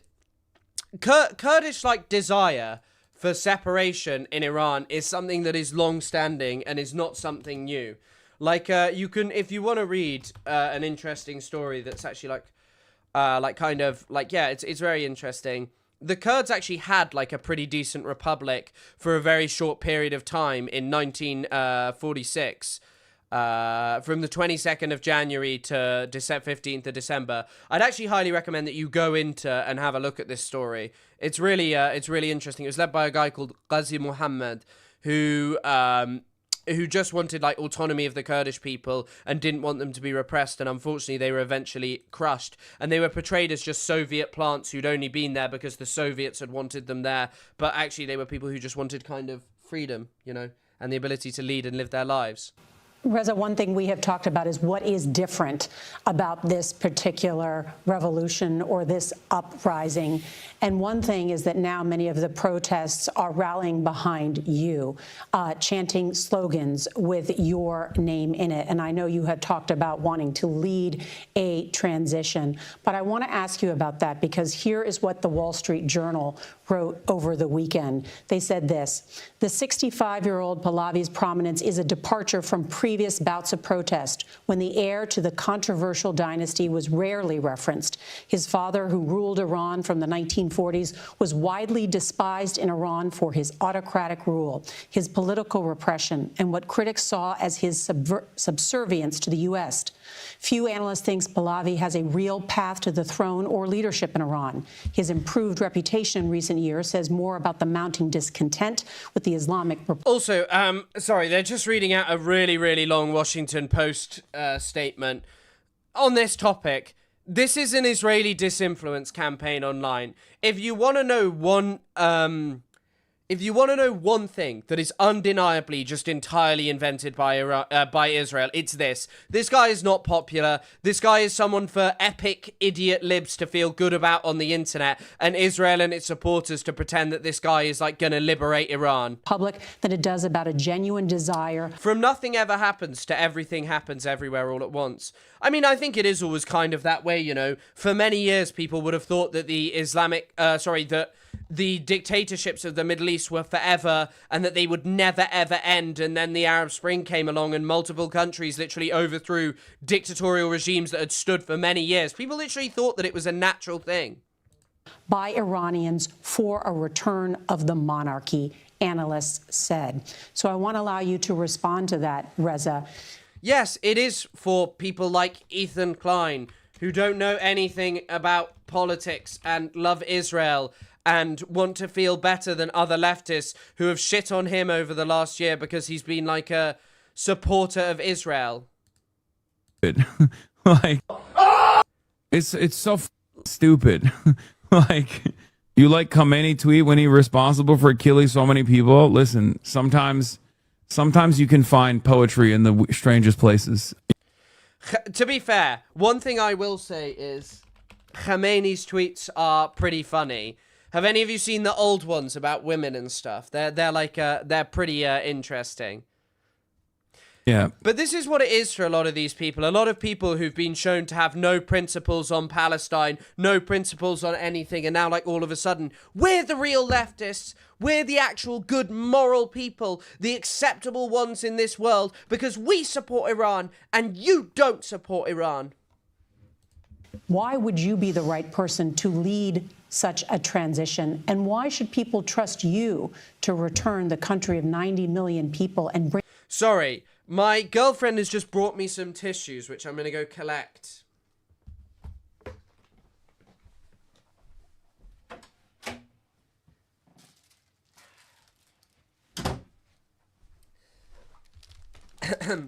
Thank you to my girlfriend for bringing me tissues and being kind and very nice. Greatly appreciated. She requested a shout out for doing this. But yeah. Bring them towards a democracy. Well, it's interesting the way you characterize it, because if the people did...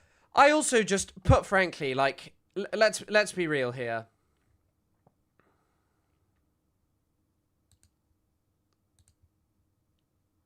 Let's be real. Let's be frank about all of this stuff here.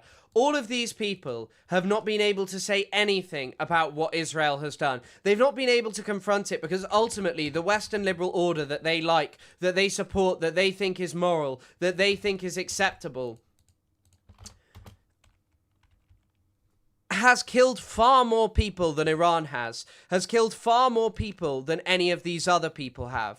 So, you know, this is just a moment of feel good for the libs of like, we stand with Iran and freedom. Not actually believe that I can be the person doing that for them or the person to be trusted. There wouldn't be the millions on the streets of Iran, in the four corners of Iran, chanting my name and asking my return. They do. And that should be indicative of the reality on the grounds. But why is... It would be... You know what? I'm not going to watch any more of this. It would be really good if they could bother to challenge him on any of this. But, you know, and to, like, fact check or bother with any of that. Like, literally... Look at this. Like, Randy Fine is someone who is licking his lips for intervention. All of these people licking their lips for intervention do not hold a positive... Do not have any positive regard for, like, any of the people there. They just want people to be killed and Israel to succeed. That's what this is all about. And the furtherance of the Western model. There's no actual thought that goes into any of this. That's just all they want. The continual dominance of the West. Doing is trying to help the Iranian people overthrow that government, which is really the head of the snake and the largest funder of Muslim terrorism around the world for decades. Clearly, the Iranian people... By the way, that's objectively untrue. The biggest funder of of Islamic terrorism all over the world is Saudi Arabia, our greatest ally.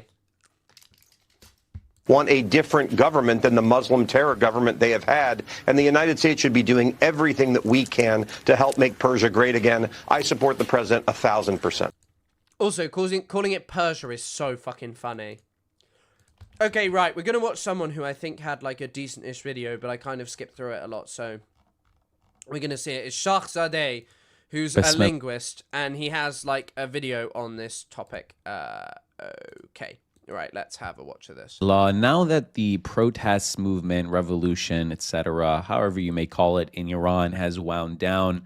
He keeps claiming this, and this is someone who has no desire to, like, undermine it. He's not like some pro-Iranian government figure, but yeah.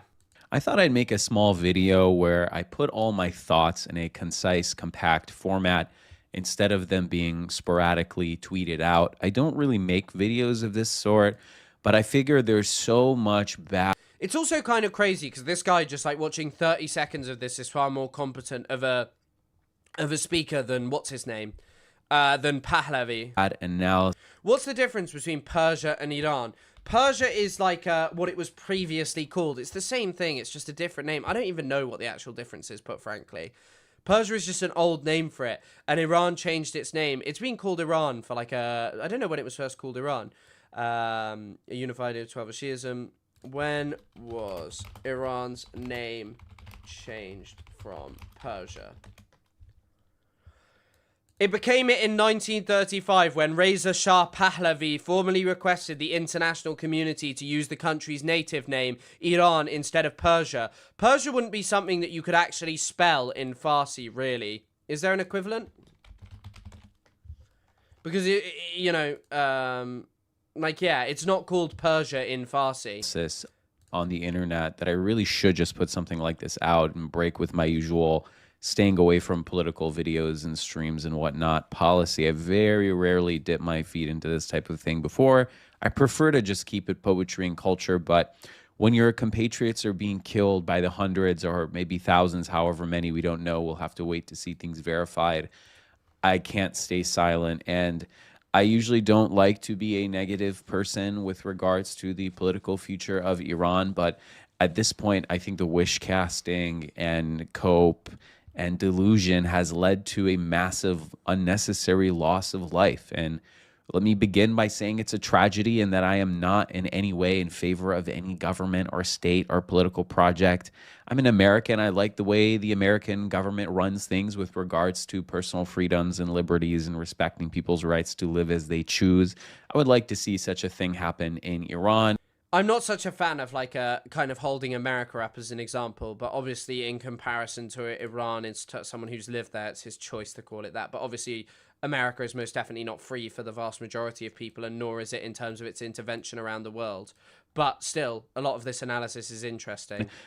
But that's because we call Persians fars in Turkish because you don't have a P in Arabic, whereas Persians actually, or Iranians actually do have a P. I'll leave the specifics to people who live in Iran permanently, who are only citizens of that country, to determine what the future of that state will look like. I'll just say from afar, I look at Iran and I say, I wish them the best. I hope that they can live a dignified, free, prosperous, etc. life. So setting that aside, why did this protest movement fall apart? In the early days, you had billionaires, Elon Musk, Donald Trump, all kinds of think tank losers saying, oh, it's over. The mullahs are going to Moscow. That's actually the first post I saw that showed me people have no idea what's going on. It went super viral, saying Khamenei and 20 or 50 people, even people like Patrick Bet-David, not that he's a genius by any sense of the word, any stretch of the imagination, but even people like him who, or at least Iranian, they know a little bit about Iran. They can speak the Persian language.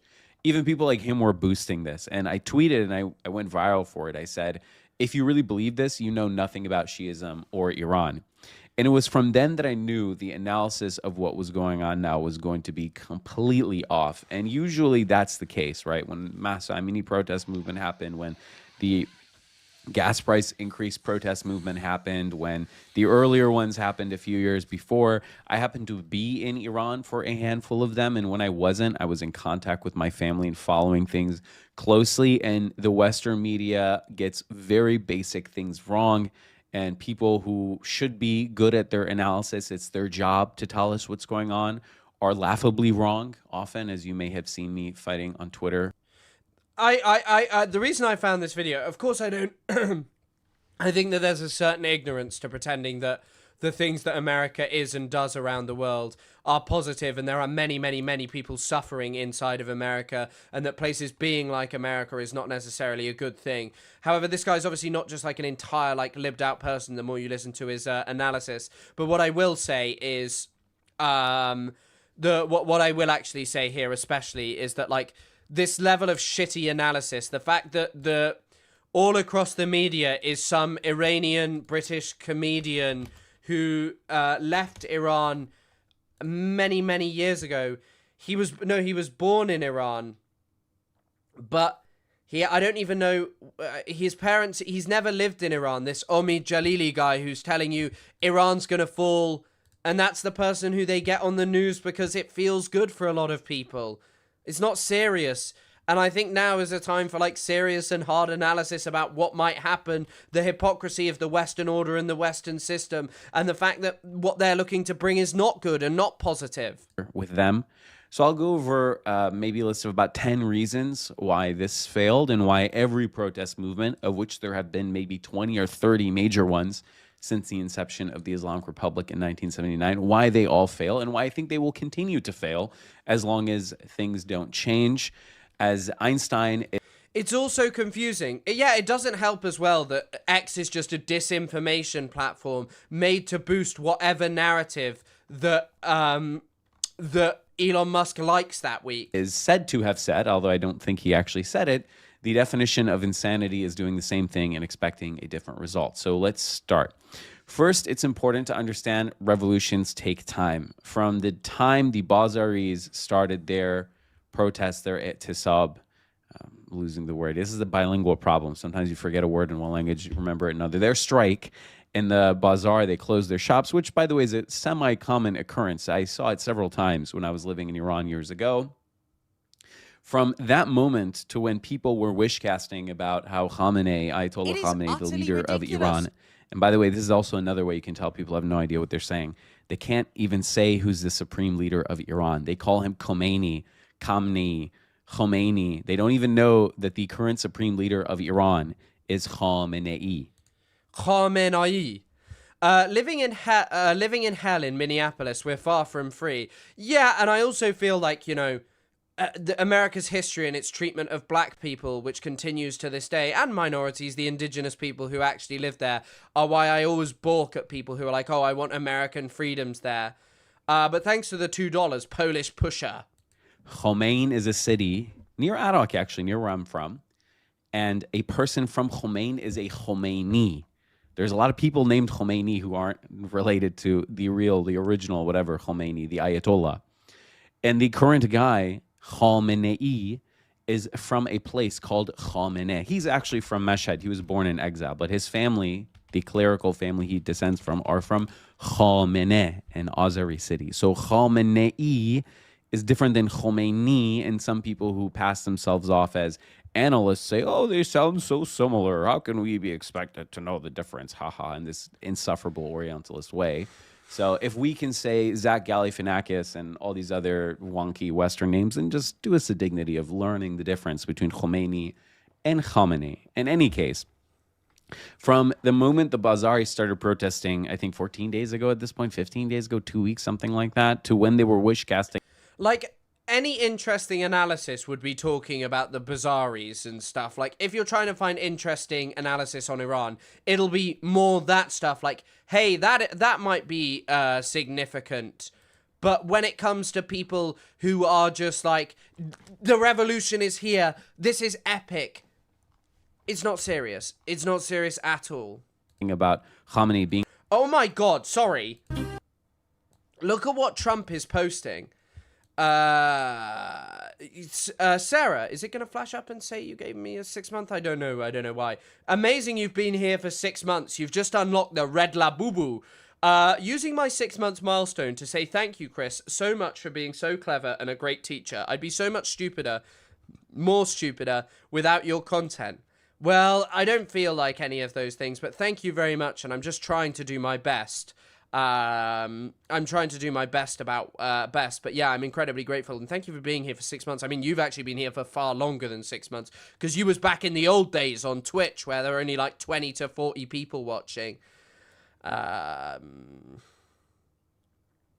As an Awazi, I hate the current state of Iran, but honestly, I don't see any viable alternative to the current regime. Yeah, it's kind of a horrifying pact, and I think that that's why a lot of people are protesting, or like a lot of people are apprehensive about protesting and stuff, because obviously, you know, as big as the protests have looked, they're not the entirety of people in Iran, and no protest movement really is. But like, you know, like people just kind of want these insane wishes. And no doubt this is a significant moment, that this has been a threat, but people who just kind of talk about it being this major threat to the Iranian government, that things are almost over, are insane. And they are just pushing these notions because that's how they want you to think about these things. I think your pronunciation is different just in the enunciation. He's putting emphasis on different syllables. He's right, though. Khamenei. OG gang. Yeah, you are the main member of the OG gang still left. There are a couple of others. But yeah, Trump is posting this. Wow, this is what they took away from us. People water skiing. I wonder who made this video, if they feel like Oppenheimer in terms of the damage they've done to this world. On his way to Moscow, it was laughably short. 5 days, 6 days. Revolutions take time. Syria, it took 14 years of civil war and all kinds of agitation before Bashar Assad was on his way to Moscow. So this idea that from when Bazaris closed their shop blinds, or kerkera as we say in Persian, from when they closed the metal grates or gate, whatever you call Zadan, I assume? Call it, and sit in the bazaar and clap their hands and protest. From that moment to when Khamenei is on his way to Russia, if that moment's only 1 week, you have another thing coming. That's not how protests work. It takes years to dislodge these deeply entrenched governments, if it is even possible, by the way, that which remains to be seen. But if it is possible, it will not take 5 or 6 days, unlike what Bill Ackman and these Visegrad or whatever in Polymarket would lead you to believe. So that's one. If the Iranian government... That is also one of the most insane aspects about all of this. Part of this is about creating narratives to scam people on the internet. So, like, part of the reason people fell for this so hard, that this was, like, guaranteed the end, when, you know, that's very hard to predict or, like, comfortably get right. a lot of it was just people who were like, right, I'm going to make a huge amount of money by doing this. Will be dislodged by a protest movement, which maybe even the current one is just the ember and then a flame will, be lit later. That's possible, but it will not take a week or months. It will take years. I grew up with people who lived during the Shah's ousting, and I grew up hearing stories. My grandfather gifted me a book called The Timeline of the Revolution, and I recall very well him explaining that it took 2 years of street protests, among other things. But the thing that people did was 2 years of street protesting. We're on, even if it was continuing, which it seems like it's died down right now, we're on week 2, not year 2. So there's that. Another thing, and none of these are in order, by the way, they came to my mind as they came. Protests require a leader, generally speaking, or at least an ideology, ideally both. It is utterly so ridiculous. Khomeini, Freemaz, wow, thank you for the 5 gifted memberships. That's incredibly kind. Thank you very much for that. Seamus, Lagiz, Skelumph, enjoy your membership. Metal Fingers 2, King of the Kill, 1001, Meow, enjoy your memberships. Thank you. That's an incredibly kind gift. Ayatollah Khomeini was the leader, indisputable. By the way, as I've mentioned the previous few days, this isn't also guaranteed. There weren't really leaders of the revolution when it comes to the Arab Spring. But perhaps someone might place that as to their major failure. But also, it's largely... Another reason to look and talk about the Arab Spring now is, let's say there was a democratic revolution in Iran, right? Like a majorly positive thing that actually got rid of the Islamic Republic, that replaced it with something that was left-wing, replaced it with something that was accountable to the Iranian people, that was against Israel, that sought to spread human rights, democracy all over the region. The West wouldn't support it. And some people go, how can you say that? How can you know that the West won't support that? The West didn't support Egypt. The West didn't support any place. They didn't care about democracy. Of the original revolution that brought us to having an Islamic Republic. And his ideology was a mixture of anti-Westernism, Islamism, third worldism, somewhat socialist Islamic economics, etc., etc. He had an ideology. Now, you can disagree with it. You can say it's terrible. You can say it's ruined Iran. That's all well and good. You can believe what you want about it. But what you cannot say is that he did. Thank you so much for the donation, Freemaz. Thank you for being here, and all the new members enjoy it. Didn't have one. He had one. And the people believed in it. Now, whether they were duped and fooled or lied to, again, you can debate. And whether they were stupid for believing in it, you can debate. But they believed in it. They went out and chanted Na Sharqi na Gharbi Jumhuriya Islami, which is the phrase, the motto of Iran's foreign ministry, if I'm not mistaken. Neither Eastern nor Western, but an Islamic Republic. So not communist, not Gharbi. Democracy and capitalism, but some sort of third system, which speaks to the confidence of Iranians. Maybe it's our fault that we were called Dudul Tala, or literally golden penis, by our mothers since we were born. So we believe that somehow we can come up with a third system, that the 20th century cooked up communism and capitalism, and that it is up to the Iranian people to craft the third system. But in any case, it had a leader and an ideology. There is currently no ideology for the Iranian protest movement. No one believes in democracy anymore. Even the places where democracy flourished do not believe in democracy. We are heading... I think people do believe in the concept of democracy, just not what we've actually got. In a post-liberal future in the West, for better or for worse. It is what it is. No one actually believes in democracy. And in what sense will Iran be democratic? When they say Iran will have a democratic... It must be some kind of Iranian saying that doesn't mean... I've never heard that. ...transition. If you believe Iran will become a Jeffersonian or Hamiltonian or Western-style, European-style, Greco-Roman democracy, you are mistaken. You are politically naive. I have no other thing to say about that, and I will not debate it. You should just go through your political evolution and understand why that is naive. A country that has 3,000 years of absolute monarchy, absolute rule, including right now, arbitrary rule, will not... This is also, by the way, something that is very important to talk about. Very, very, very significant. And the reason that I say this is because a lot of people have very stupid notions of democracy, that democracy just happens. And I don't even actually think it's as culturally specific as this guy is making out. Democracy takes a long time to develop. Like, look at the UK. The UK had these things called rotten boroughs for the longest time, which were basically places that had no inhabitants, yet had huge sway in the electoral system. Democracy takes a very long time to develop, and even then, our democracies have not developed into something that is that meaningful. What about in 1953? This is utter bullshit. They had democracy. Yeah, I mean, it's interesting that he's so dismissive of Mossadegh.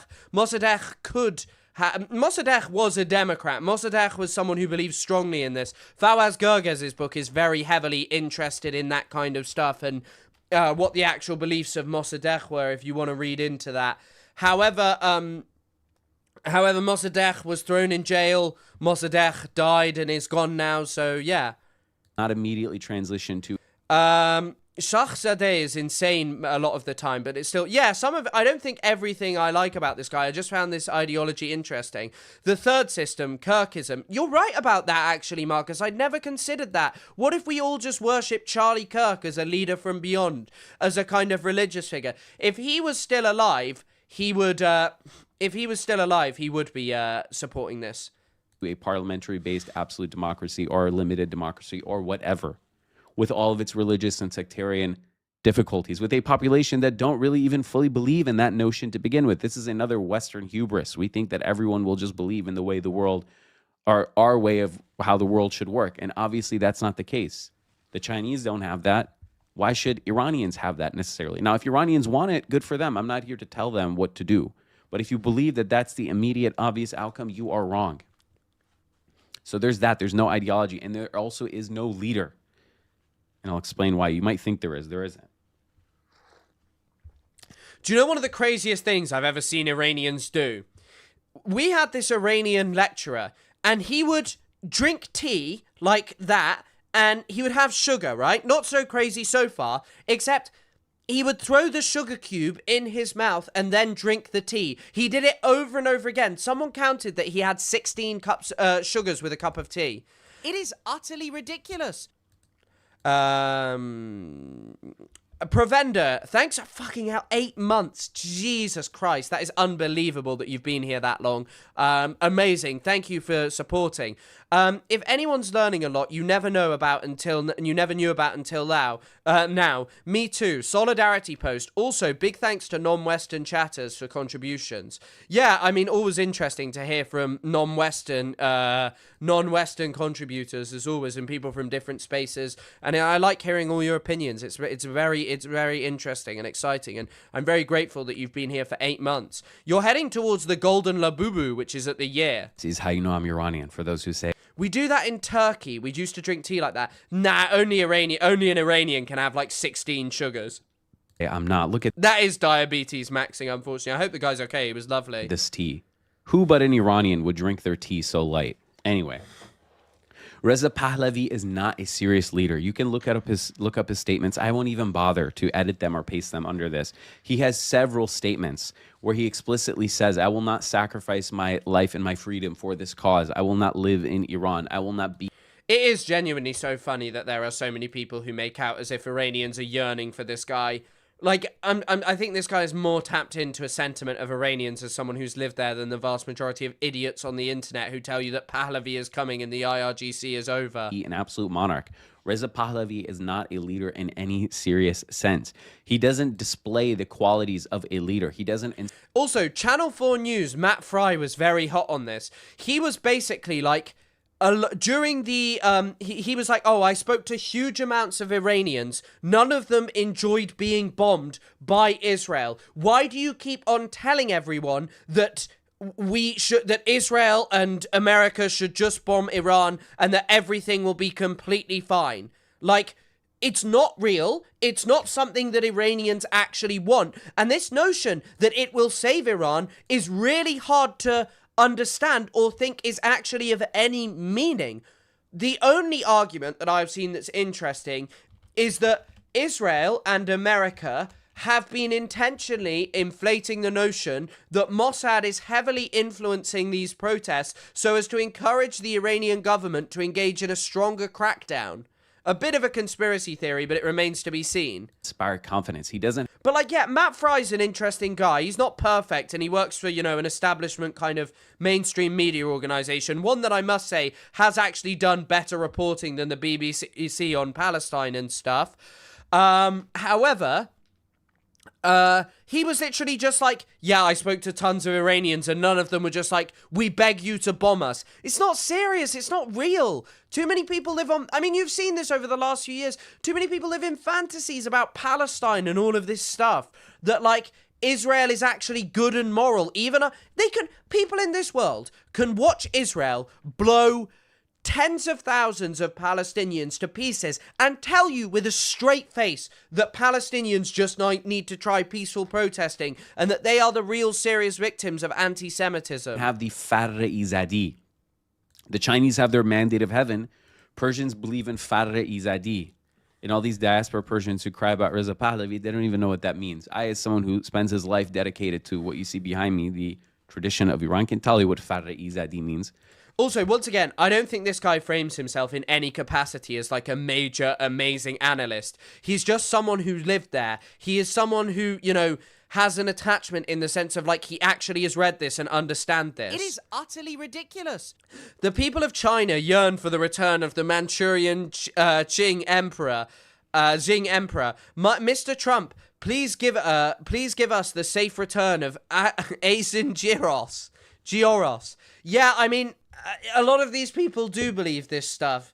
Their world is entirely defined by this stuff. Charlie, good to see you. Thanks for the $5. Something like divine grace. The idea is someone who has the mandate of heaven as it. Actually, I'm not gonna lie. I think we should genuinely encourage Trump to do that and just overextend massively. You know, maybe that's a great idea. That he should continue his trade war with China and up it even. Chinese say there will be some sort of light or something on his face, some sort of countenance or some aura that you can see in his face. And I think his father had it. Khomeini had it. They say they saw Khomeini's face on the moon for a reason. I also think that so many of these people who are now complaining, who are now upset that there are a considerable number of people who aren't speaking out about, out like all the time against Iran because apparently they have to have moral consistency on everything because they, you know, have to feel the need to comment on everything. What do you expect? Like, what do you actually expect? Over the last few years, we have watched huge amounts of people be killed by Israel and absolutely nothing come from speaking out. Oh, speaking of... It is utterly ridiculous. Someone who we were gonna have on the stream had a good video about this. Riverwand. Riverwand will come on at some point. He's nearly got 200k followers on Instagram. My man. Got a nice little bird as his profile picture. All of the people talking about Iran saying, where is the Free Palestine crowd? Making this about something other than the people of Iran. Allow me to remind you what we've condemned. When Israel cut off the internet cell service in Gaza, we were there. When Elon Musk made an agreement with the Israeli government saying he was not going to turn on Starlink for the Palestinians, we were there. When we condemned an apartheid violent regime run on radical religious extremism in the name of Jewish people, we were there. And the world did fucking nothing. Who are we supposed to call at this point to stop human rights abuses? We had literal civilians get on boats to sail to Gaza because no one was... Like, the level of damage done to solidarity by these, Elika Lebon, by all of these people who fly the Israeli flags, who literally revel in the deaths of Palestinians, cannot be undermined, and they should not define your opinions about the experience of Iranians. But I want people to bear that in mind as well, and consider that. Americans yearn for the return of the British Parliament. Wing of Shoe, I don't think you're wrong about that. Thanks for the $2. Yeah, Americans are looking forward to that, so we'll bring that back for them. Doing anything. And every single one of these people watched thousands of people be murdered on live stream every single day for 2.5 years. The people of Iran have the right to protest and the right to choose their leader. But how dare these people try to use Palestine when talking about human rights abuse when they are just repeating what so many people have been saying, and yet they decided to look away when Palestinian children were being used as target practice while parents carried their children away in plastic bags, and you all called it Pallywood. Fuck you. I am crashing out. That's a good video by Riverwand. Reza Pahlavi's face, he's not mogging as clavicular, however you would say his name. He's not mogging. He's like J.D. Vance. He has that kind of weird face. So he doesn't have the aura of a leader. His videos are not, they don't inspire. They're very dry and boring, frankly. I mean, he doesn't even inspire his own family. His own family doesn't have confidence in him as a leader. By the way, I heard one of you mention the aura. Obviously, the clavicular stuff is a joke. However, simultaneously, a lot of this stuff to do with basically him having no aura is something that definitely matters. Pahlavi does have no aura. He's boring. He's uninteresting. He couldn't even be bothered to buy a microphone for his videos. Like, he doesn't have a setup to do his propaganda. Like, look at this crap. Look at this crap. He hasn't even got a microphone. هموطنان شجاعان شما در 2 هفته گذشته به ویژه در 4 روز Like, why don't you have a microphone? You're probably a billionaire. And I'll leave you to investigate what exactly that is referring to. Another issue is that there is no positive vision, just a negative one. It's not enough to say we don't want this, so go die because we don't want it. What do you want instead in reality? There will the abolition of a capitalism. be no monarchy. There is no history of a serious monarchy being reinstated. The Afghans wanted it. It didn't happen. The Egyptians wanted it. Some. It didn't happen. Some Turks want it. It cannot happen. A monarch can't be instated anyway. A monarch needs to wrestle control. That's the entire premise of how they are legitimate, is by establishing force, this overwhelming force. You can't just say, oh, I'm the monarch now. That's not how it works. Monarchs don't appear by democratic will. Then they are not a monarch. So you can't just say, oh, we don't want an Islamic Republic. You have to... This is Shahzadeh. I think it's spelled like this. Shahzadeh. He's like a Persian teacher. He's not actually like a political expert. That is how he spells it. Shahzadeh means like son of the East, right? Or like offspring of the East. Because Imam Zadeh is like child of like an imam. The offspring of a Persian. Imam Zadeh.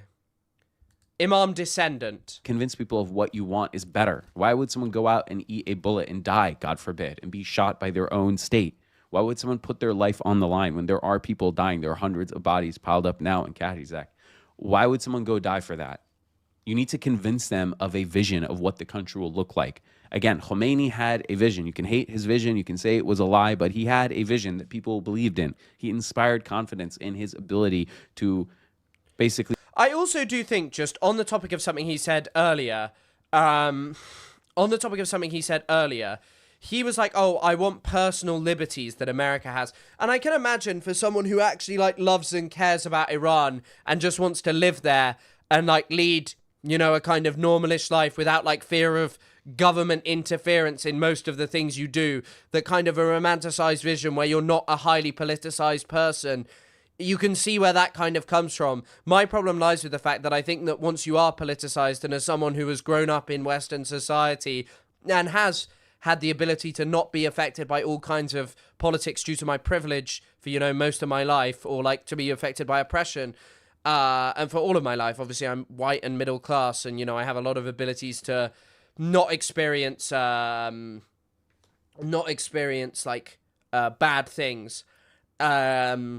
However, I think, like, generally for a lot of people, they can't avoid it. And so this kind of notion that we should just install that in Iran is also bad. But I can see where it comes from. Piyade Kardan, how would you say? I'm losing my English here. Piyade Kardan is to walk, right? Or am I wrong? His ability to employ or deploy, maybe is the word, such a vision. Another issue is that Reza Pahlavi relies on this idea that go out and help from abroad will come. Lindsey Graham, oh no, I was wrong. Oh, it's Piyad Fatan. I've never actually heard that. No, it's not that. Ra Raftan. That's actually it. Sorry, my apologies. We're going to help Iran. And Ted Cruz, oh, we're going to help Iran. I have news for you. Regime change cannot rain in from the sky. You need a conventional war with probably hundreds of thousands of troops and a coalition. This is also, by the way, the other reason I don't believe Trump's going to do regime change there. Like, proper regime change. They've literally just failed this in Venezuela. What are you going to do? Just airstrike everything in Iran? Israel led a 2-year campaign with a major military intervention. And say whatever you want about Hamas. I think Hamas's popularity in Gaza is still around, like, 40%. So, like, this notion that, oh, you know, America's just going to bomb Iran a bit and then it'll change and we'll have freedom there is insane. And the fact that Pahlavi is just like, go kill yourselves whilst I live in America and wait for a Trump to save you is insane. And the entire region will be dragged into chaos. My Iranian language, I studied Farsi for 3 years, but I haven't studied it in an incredibly long time. I kind of gave up on it.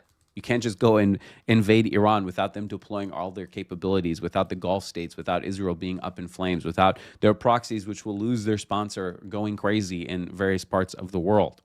So this idea that just some limited strikes or even a cyber...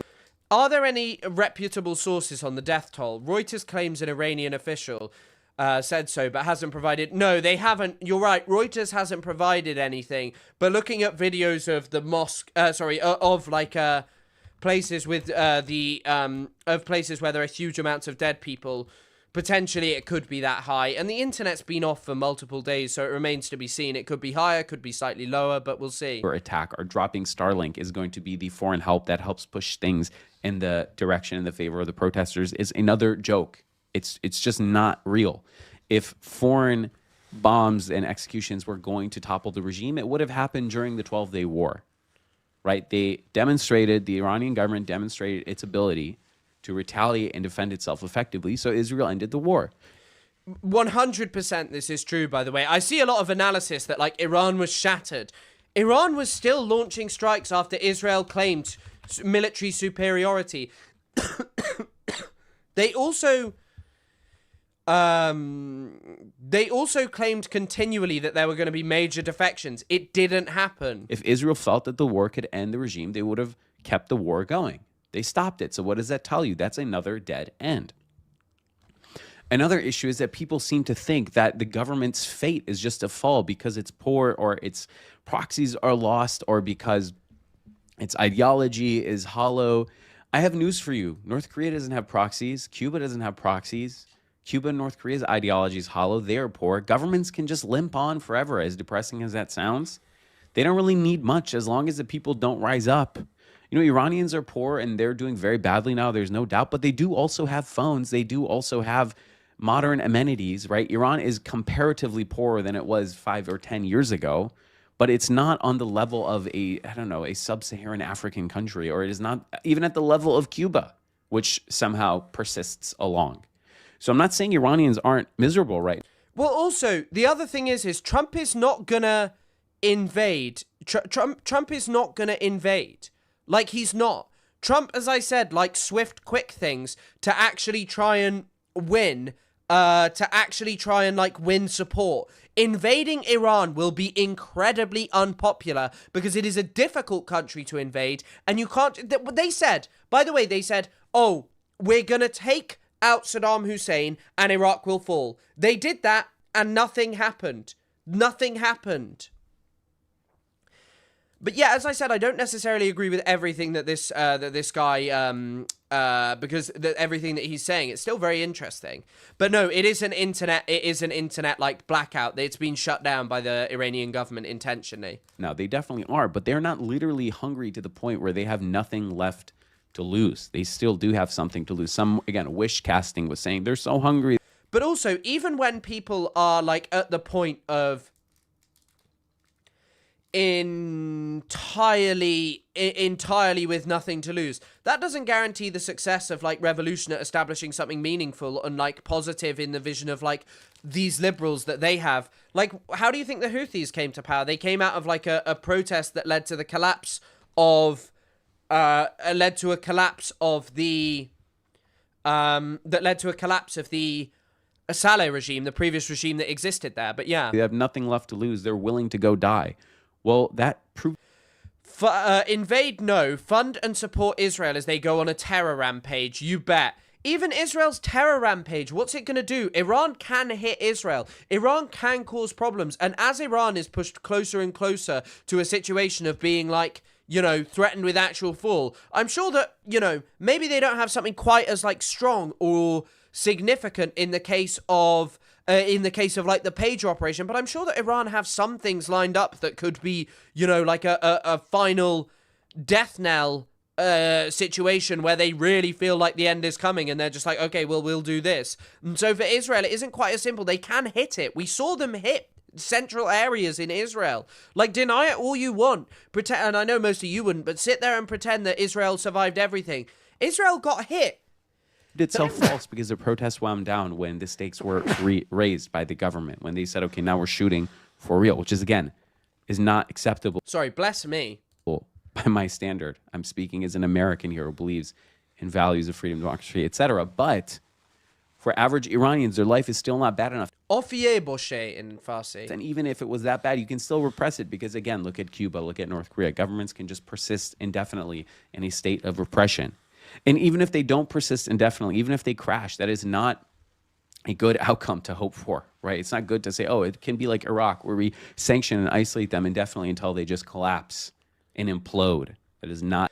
Hundreds of thousands of people died as a result of the sanctions on Iraq. What's going to happen with Iran? Just keep sanctioning them, and where the only way that you can exist and lead any kind of meaningful life is by drawing yourself in closer and closer proximity to the Iranian government?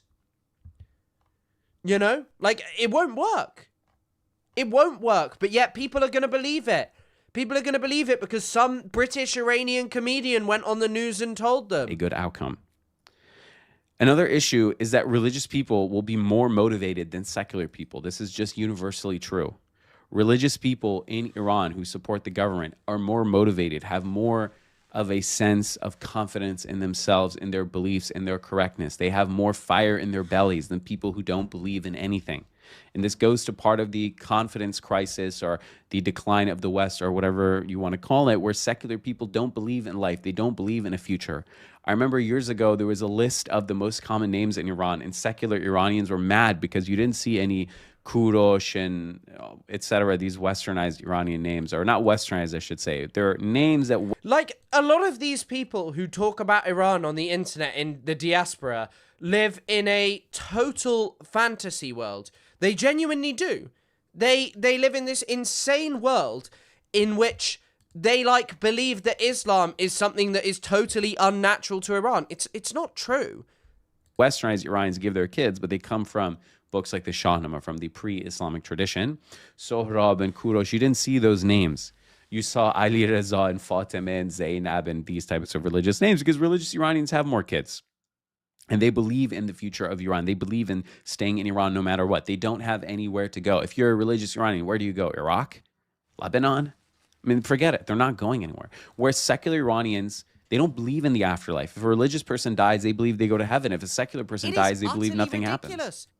Iran decimated Israel's military locations and Mossad headquarters. Israel was hiding their military buildings behind civilian buildings. I mean, by the way, that is objectively common practice of Israel. I don't think that they actually decimated it entirely. Of course, Israel was still able to carry out military operations. However, simultaneously, they were able to do damage. And what was clear is that later on, they were launching smaller and smaller amounts of far more powerful rockets that Israel couldn't intercept with the backing of America. It required THAAD interceptors. And I'm sure that, you know, they've been getting through in in Ukraine. I'm sure that they can use Shahed drones more and more to cause major damage in Israel. I mean, if you've seen a Shahed drone hit a building, it's kind of insane. I wonder if there's a video of it.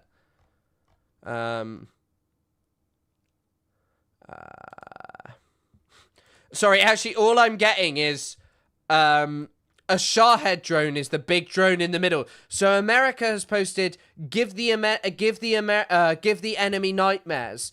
Like more of their right-wing fascist slop, AI fascist slop, and the middle is just an Iranian Shahed drone. It's an Iranian drone, right? It's not a Russian drone.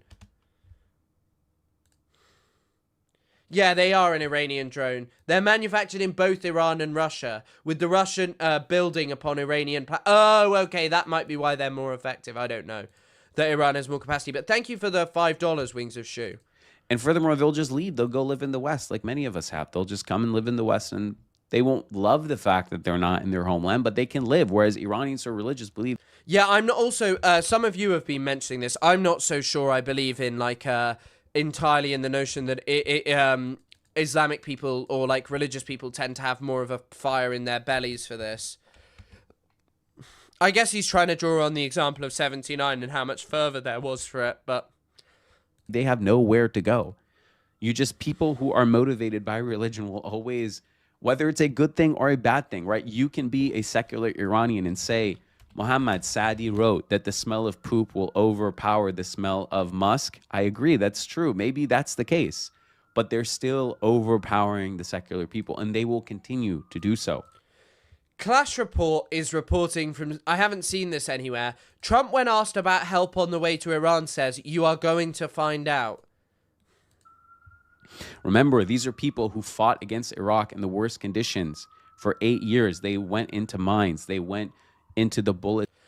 3,000, I've not heard that 3,000 people were killed at Rabah, Crazy MCR. But yeah, of course, no one gives a shit about that massacre being carried out by our ally. The massacres, by the way, the massacres being carried out in Sudan right now are basically, and the so-called civil war that's going on there is part of a major attempt by the United Arab Emirates and also Saudi Arabia in part to control a long-standing revolutionary moment that has been happening in Sudan of them being like, we don't want to live under dictatorship. Of Saddam, they went into gas attacks, right? These are not people who have a low tolerance. They went to Syria. They went to Iraq. They were beheaded by ISIS. They defeated ISIS. These are not people that you can just run into and they'll back off and say, okay, that's it. Hundreds of thousands of us died fighting Iraq and fighting ISIS and all these things, but we will retreat now because you have marched in the street. That's not going to happen. And if that makes you mad, I'm sorry. And if it makes you accuse me of being a government supporter, which I'm not, I'm sorry. It's the facts on the ground.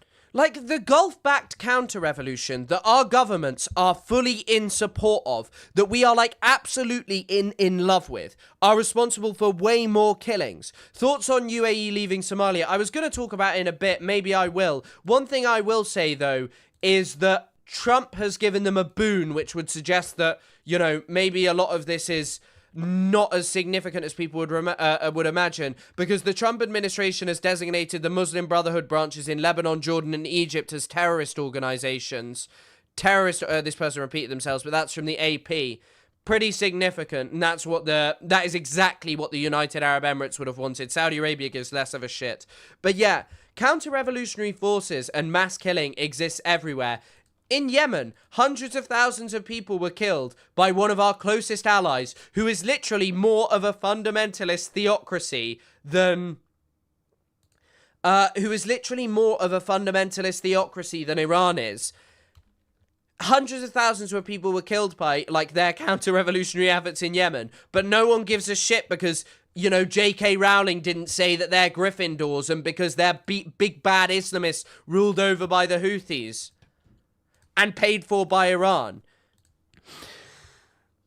The next issue that has come up, among many, by the way, I cannot exhaust them all, but these are just things that have come to my mind in the last few days, is there's no solution for regime remnants. So every time there is a government change scenario... I think someone pointed this out. Someone pointed this out. Like, the Palme d'Or winner this year, which was... wasn't one of the best films I've seen, and it definitely isn't my favorite film I've seen made by an Iranian director, although I've not seen Taxi Tehran. It was just an accident. Is basically entirely about this concept. I saw someone tweet about this, about how basically what will happen next and what will happen for regime remnants and all of this stuff. I just made eye contact with my Gryffindor pillow. Oof, in my defense, it was an old t-shirt that I bought years ago secondhand. Ugh, who cares, you know, who cares? It's like when someone's vegan, like, should they just sell all of their, should they throw out all of their old leather? Or should they just be like, okay, it still has a use and I'll use it? Just, you know, anytime you wear, like, your Harry Potter shirt, just shake your head everywhere you go.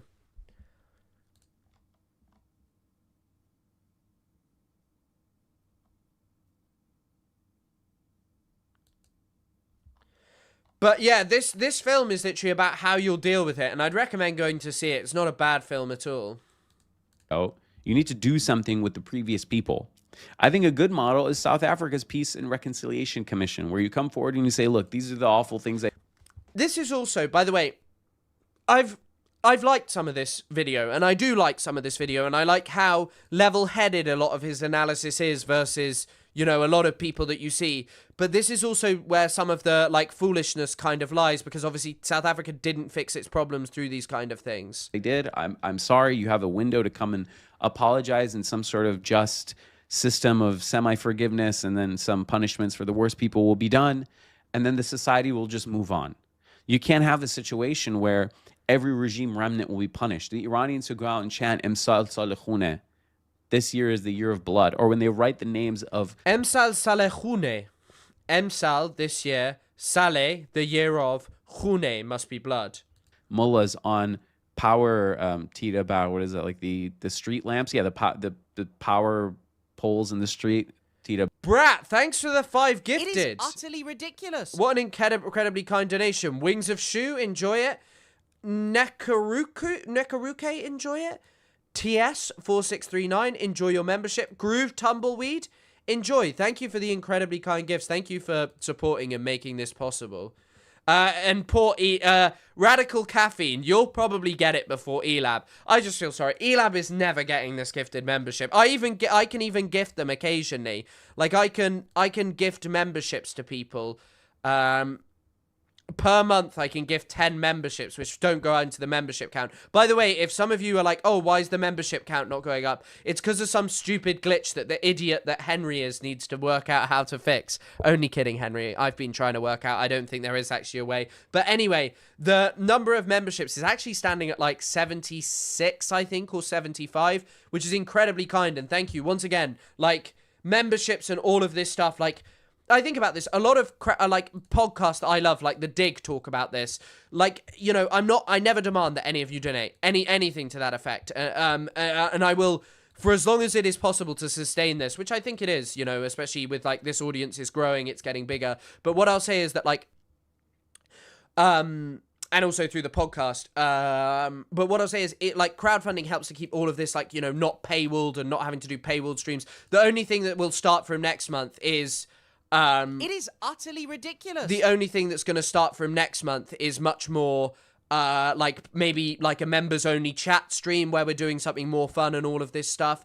But Sophie, thank you as always for the support and all of this stuff. Just the support and being here, commenting and being a wonderful source on information about mainstream media, and Barry Weiss.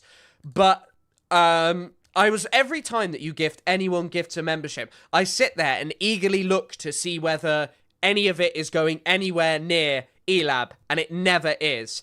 Galak Pebble, enjoy the membership. Ace Deegan, enjoy the membership. Abdullah Halbaiti, enjoy the membership. Homework Break, enjoy the membership. And 1337 Ben, enjoy the membership. Also, use your new emojis. You can use your emojis. Don't forget to use your new emojis. But yeah, what was I gonna say? Just yeah, thank you for making this possible and like keeping this as like a, you know, something that I don't have to paywall shit. I don't have to ask for stuff. I think we'll put up like a Patreon for eventually, probably for the podcast, because, you know, obviously we both work hard on it, and it's, you know, I use spare time when I'm not doing this. It is utterly ridiculous to like do it. But what was I gonna say? But it'll only be things like we'll give out our notes and like maybe one extra thing. Domesticated Honeybee, I swear you got gifted one before. You take the greedy Domesticated Honeybee is taking all the memberships away from poor Elab. But thank you so much for the gifted, Cindy the Skull. Enjoy it, Domesticated Honeybee, and nice to see you again. But yeah, also, by the way, none of you ever have an obligation to watch. None of you ever have an obligation to donate or support. Just, you know, I'm incredibly, eternally grateful that 300 of you watch this. Realistically, when I started streaming last year, 40 people watched it. like 40 people watched it and maxed, and now we're already up to like 300-400 like on an average stream. And translate with Tito Barres. They write the names of mullahs and they take a picture. The idea being we're going to hang this like Lauri Johnny from this one, we're going to hang Jannati from that one, we're going to hang this guy from that one. How does that inspire confidence in people to defect from the regime? It doesn't. Iranians who are anti-government, their explicit stance is that... I also think contextually there are like different situations with this, but yeah, I mean, in the context of Iran, it isn't going to inspire like people wanting to go over. But then I'm also not sure that it's always the ability or the need of the protesters to do this, as this is my only source of news. I'm glad to hear, Jahin Crispy. And yeah, I mean, we will probably easily hit 50k. My dream is to hit 100k. Then it's highly likely having premium affect it. Oh, wow. Premium might affect it. Interesting. People who are pro-government, not even people who are part of the regime, people who are just average citizens who defend the government will be punished. Or even people like me who are not pro-government, who are just not pro-Pahlavi. They tell me you will be killed in the new Iran. Don't dare step foot in the free Iran. We will come find you and kill you, or we will come to where you are and kill you now. They post pictures. And Lemon Mint Cat, Chris, Life Low-Key sucks, and I'm happy to give money to great creators. Well, thank you very much. I'm obviously incredibly grateful for just you watching regularly and commenting and helping, you know, like make this possible. Like, obviously, I've taken a pretty big gamble over the last few weeks and months, which is just giving up entirely on TikTok because a few of you complained about not liking it. No, that's obviously not the reason I gave up on TikTok. I gave up on TikTok because it's a shit platform, and I constantly think like, oh, why don't I make a video? And I think I probably should sometimes, and I will do more of that this year. I promise myself. But also, you have given me this ability to not work for a company that was like, just like YouTube's bad as well, but TikTok was enforcing so much ridiculous stress in my life of like, my videos get banned, my stream gets banned, my videos aren't getting any like ability, so I'm like eternally grateful, and like doing YouTube is like nice, and I enjoy it, and I enjoy talking about this. And I think life is hard, and life is hard for everyone, and I think we're all alienated and struggling, but honestly, thank you so much. Of the children and grandchildren and even great-grandchildren. Someone else mentioned that, by the way, the Taliban offering general amnesty, Akhil. I'm not actually an expert on the Taliban. I have a book by Ahmed Rashid that's always mentioned there. Of regime assets or people or whatever. And they say, go find these people and kill them. Here's their address. Dude, these are grandchildren of some random mullah. Maybe they hate Islam. Who knows who these people are? So they are not inspiring confidence that Iran will have a South Africa-style transition, or even any type of reasonable transition. They are telling us we're going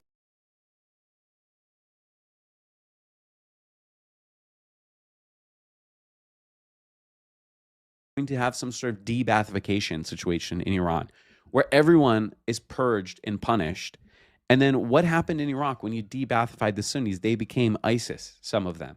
Well, when these Islamic Republicans are de-Baathified in a free Iran, what are they going to do? Do you remember what Iran was like when the Shah was in charge? Because I've spoken to people who remember. They formed terror cells and they would execute, or excuse me, assassinate. Oh, no. I'm muted. I just said thank you to Claire Anderson for becoming a member. Apologies, and thank you so much for your support. People who were part of the Shah's state. They would go, they were part of Fadain Islam. They have subway stations named after them in Tehran, by the way. And they would go and execute people and yell Allahu Akbar after they did it. They tried to execute the Shah. This was common practice back then. They probably, maybe, who knows, ultimately burned down Cinema Rex with 400 people inside because the movie theaters were places of, you know, fisq or fujur, of, I don't know, impropriety, of un-Islamic things.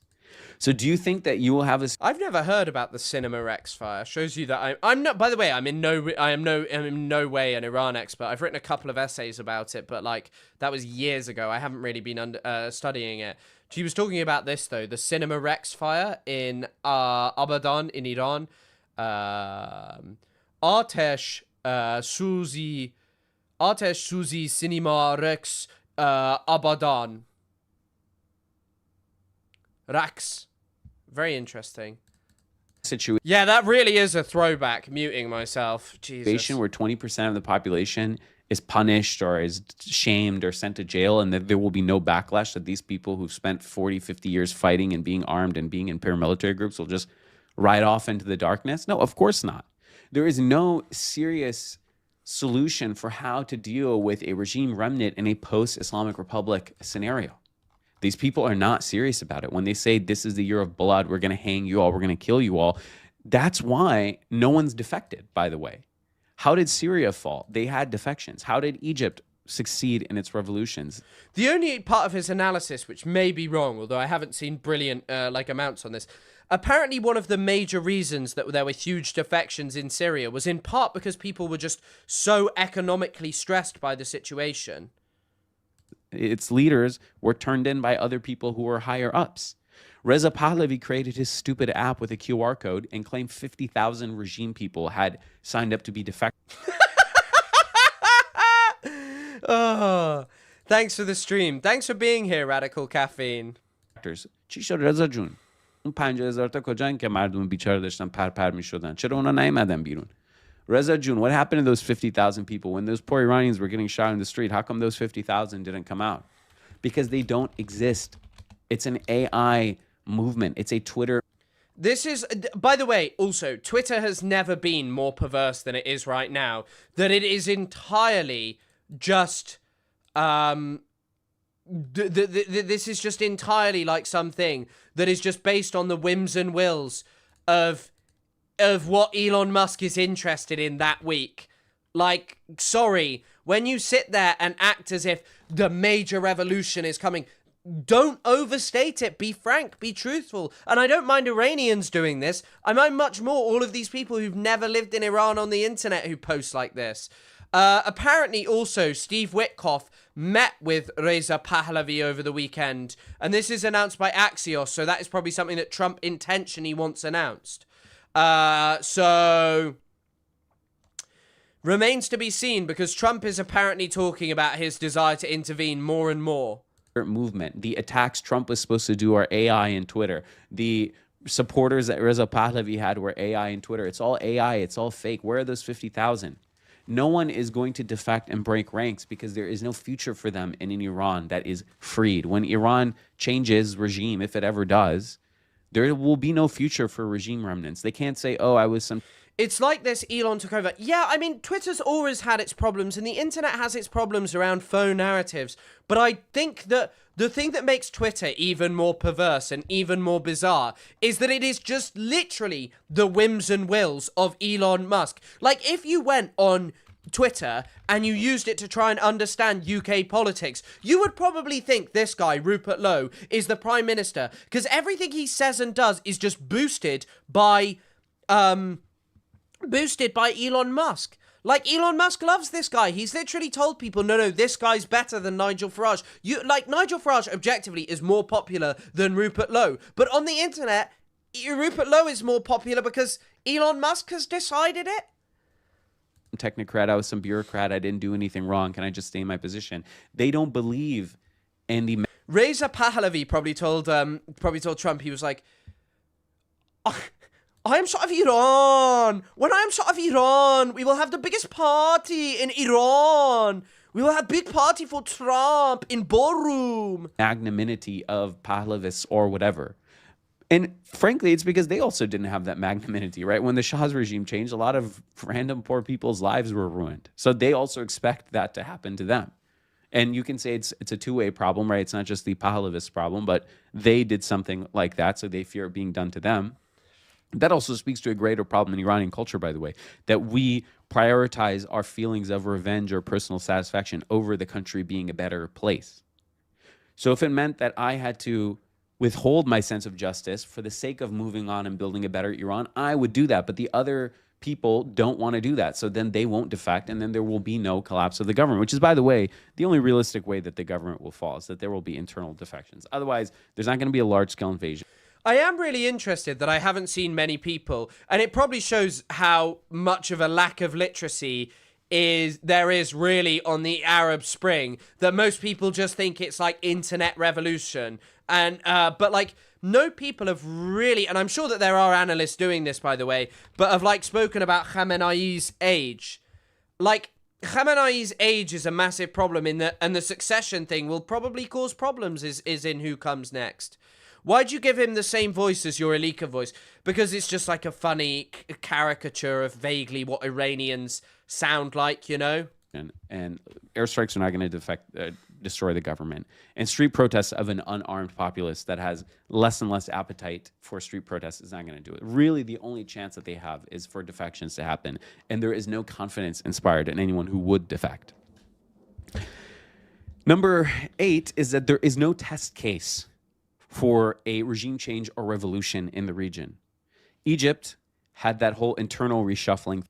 But, like, also, the funny thing is like, you've mentioned Syria, Lemon Mint Cat. When you look at discourse on Twitter now, the Syria stuff is insane. It's loads of, like, the Free Syria people who are just like, the killings are all good. The killings are all being done and they're amazing. Like, they're just good and amazing. We like these now. I don't think most I know don't think that, but also might be a difference between those old enough to remember it and those not. Remember what? Sorry, I heard him say test case, and for a second I thought he said I was back at work. The country's worse than it was before. I went to Egypt. People told me I wish that Hosni Mubarak was still here. In Iraq, they did the military method. To be fair, Sisi is actually more authoritarian than Hosni Mubarak. And Iraqis are immiserated and sad. I just spoke to an Iraqi the other day. He said that when I go to Iraq, I'm shocked. There used to be lanes in the streets and people would stop for red lights. Now there's no lanes and no red lights. You had all the other Arab Spring countries like Libya, where they tried the airstrike and bombing and no-fly zone method. Didn't work. Syria is a mess. It's barely a country. There is no test case for a revolution, especially in our part of the world, but really any part of the world, that ends up in a positive place. I mean, like, yeah, unfortunately, Western, and I think that this is probably the analysis that I do appreciate some people making, and I do really appreciate, but I will not go as far as just diminishing Iranians to just CIA and Mossad stuff, or deny that they have a right to try and attempt to change their politics. It's their politics, ultimately.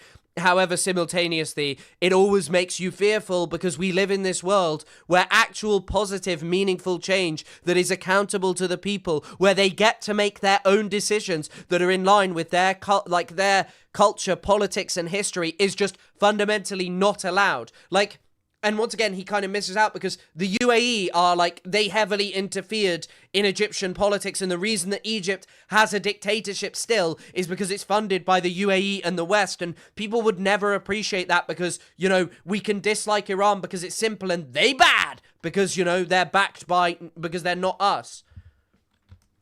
God, anytime you write in Arabic, it's so small.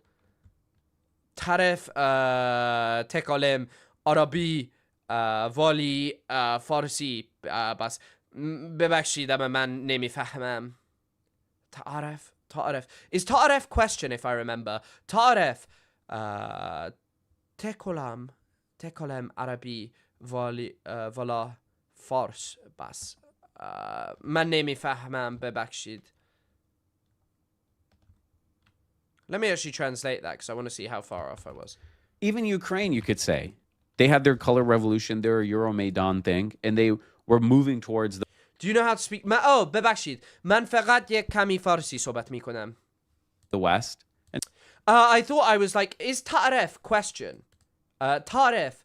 Yeah, I thought that it was like, I was just not being very stupid. Now they're embroiled in this war with Russia. There is no test case for a country that goes through a genuine revolution, not some reshuffling, but a real revolution, and comes out the other end to live to speak about it. No, that's not question, is it? Right? We just have destruction and death. So that also doesn't inspire confidence. And the last thing, number 9, there should be 10 maybe. I'll let you comment what you think number 10 should be, is the inability to accept basic facts. What I've just told you, I think any reasonable person who isn't dogmatic or isn't connected to Iran in some way could say, yeah, you know, I think I agree with some of that. That makes sense. Everything I've just told you, I guarantee you, under this very video, there will be a bunch of Pahlavists and other people who are cursing at me and yelling at me and accusing me of a million things, and they won't accept even one of these. Now, if they were reasonable, out of the 8 things I just listed, they would at least say, okay, sure, number 2 or number 4, number 6, or number 1.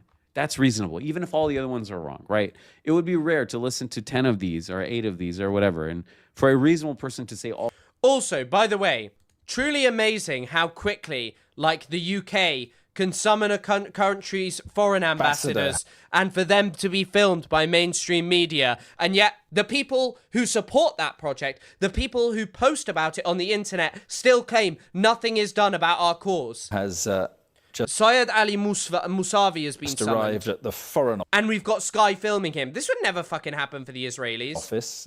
He is he's been called in, summoned in for a... Do I want to learn Arabic one day? I think I do. I mean, I want to... Like, I think having, like, a base level of Farsi would jump me over one of the obstacles, which I remember at the start of learning Farsi, which was like, oh, the alphabet feels really scary and impossible when you first see it. And I know they have different alphabets, although Arabic's is lower, but the grammar system of Arabic is so complex in comparison to... Farsi. I think it would be hard, and you know, like, I like doing other things, and I think it's a big commitment learning Arabic that takes up a lot of your time. Dressing down. And it is called Persian, not Farsi in English. My apologies. That's the way these things happen. Are you going to stop killing your own people? And is the regime on its knees, Ambassador? Are you prepared for US strikes? I hope they are prepared and they fucking strike back and destroy the ICE centers in Minneapolis along with the Israeli military headquarters. Well, 8 out of 8 were wrong, Mohammed. You're wrong on every one. But that's what they'll do because they don't accept facts. Throughout, from the beginning of the protests to the end, I was saying, here's the problem with this, here's the problem with that, here's the problem with this. And everyone was saying, you're wrong, you're wrong, you're wrong. Just wait, we'll see. You'll be tortured in a free Iran. And now that the protest movement has ended, they won't accept that they were wrong. They won't recalibrate. And then the next time they won't recalibrate. We've had 20 or 30 of these protest movements since the revolution happened. When will they accept that some recalibration maybe is a good idea? Some looking at the facts and adjusting based on that. They won't. So as long as the Iranian oppositional class has no leader, no ideology, no ability to accept basic reality, no test case, no way to inspire confidence, no way to inspire defections, or at least tell people that in a future free Iran, there won't be some insane purge of religious people. There won't be some score settling for a year or two where religious people are randomly accused of being Islamic Republicans and all of their stuff is expropriated. As long as religious people are motivated and their heels are dug in and secular people are less motivated and just likely to leave, as long as all of what I've said is true, the situation in Iran will persist indefinitely. And I know that Iranians abroad don't want to hear that. And a lot of Iranians in Iran probably don't want to hear that. But that is the reality. Now, what you can do is you can look at reality and adjust based on that, or you can keep hitting your head against the wall. Hey, sarat basang bukhora, as we say in Persian. Your head can just keep... How did he say it? Iranians abroad don't want to hear that. And a lot of Iranians in Iran probably don't want to hear that. But that is the reality. Now, what you can do is you can look at reality and adjust based on that, or you can keep hitting your head against the wall. Hey, sarat basang bukhora, as we say in Persian. Your head can just keep striking the wall. You can just keep hitting the wall with your forehead, and then your forehead can be bloodied and battered and bruised, and you can just do that over and over again as we... Sarat basang bukhor. Thank you, Decibel. And in that midst, the people that I'm speaking to now, the foreign Iranians, nothing will happen to them. Their life will go on as usual. But the people in Iran will continue to suffer. They will continue to be sanctioned. They will continue to be poor. And they will continue to die. And all of that is awful. And anyone who's Iranian feels that's awful, including me. I don't like to look at videos of where I grew up and see people miserable and shot and in pain and complaining. I don't like to call Iran and hear that things are worse and not better. But as long as we are immature and we don't address what I've just brought up and more, things will not improve. They will only get worse. And they're... Like, I don't want to tell Iranians what to do, but I do think something that has to be addressed that wasn't really mentioned in this video. And I guess, you know, most Iranians who are not like this are just struggling to get by because most of the people who are Iranians living in most Western countries who are going to these protests, who spend their time being far-right nutters, are just rich and well off.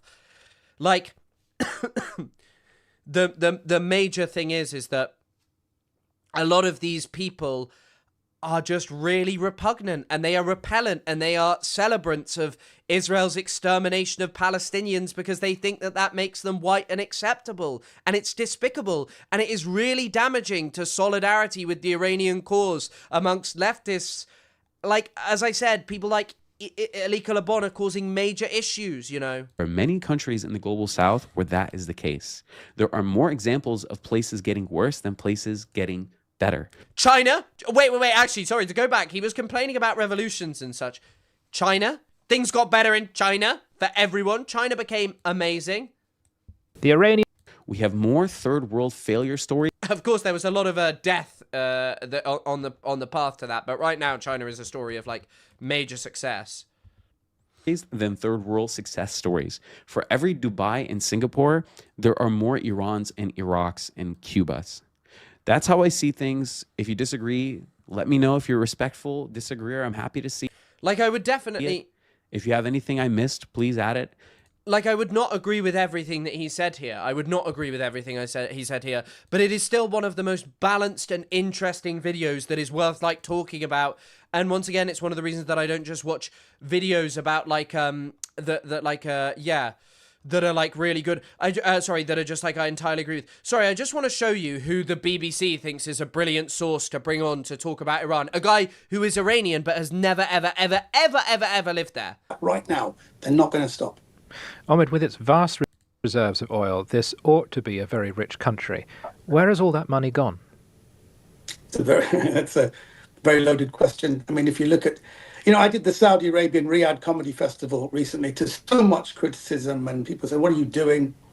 But you're looking at a culture that is speed running towards modernity. There are Saudi Arabia is still like beheading considerable numbers of people. It is not improving its feminist principle. If you're a feminist in the Saudi diaspora, they will literally hound your family so that they are not allowed to speak to you. Saudi Arabia chopped Khashoggi to pieces not long ago. Like, listening to these people is incredible. Do you listen to Professor Morandi? No, I don't watch Professor Morandi. I know who he is, but he's like someone who's... There's a fine line, right? Like, the guy is a pretty competent speaker and he is by no means an idiot, but simultaneously he is someone who's vested interest. I should probably watch him because I watch people of very different ilks and like thoughts on Iran and like thoughts on everything, and I'm trying to do that more on any topic. But what I will say is Morandi is someone who you must understand, and I follow a lot of accounts like this on Twitter who are just unequivocally pro-Iran and do not always give a completely complete and accurate analysis on topics. Four theocracies in the world. One is Saudi Arabia, Afghanistan, the Islamic regime of Iran, and the Catholic Church in the Vatican. Now, it's very interesting. Last year, actually in 2024, the Pope met about 103 comedians. And then the Saudis said, look, he met them, but we're platforming them because we're speed running towards modernity. And someone said to me, how can you be there? Also, so funny to go on, and like, this is the other repugnant thing. This fucking idiot guy who is a comedian, he's not a political commentator, to go on and like whine about what's happening to people in Iran. And I shouldn't even phrase it as like whine. Like, a lot of people are dying, and that is bad. But to go on and just tell us Saudi Arabia are speed running towards modernity. Saudi Arabia are responsible for the deaths of hundreds of thousands of people in Yemen. Like, objectively, they tore the country to pieces. When you're fighting or criticizing the Islamic regime. And I said, if the Islamic regime had a comedy festival in Tehran and pigs were flying, I'd be on the first pig out there. That's the point. Because this regime is not spending money on its own people. Majority of the money is spent towards international terrorism, funding Hamas, Hezbollah, the Houthis, and the people of Iran have had enough. By the way, that's the thing is anytime there are sanctions, by the way, generally what happens is an elite will enrich themselves. When they sanctioned the Ba'ath Party in Iraq under the expectation that it would lead to the fall of the Ba'ath Party,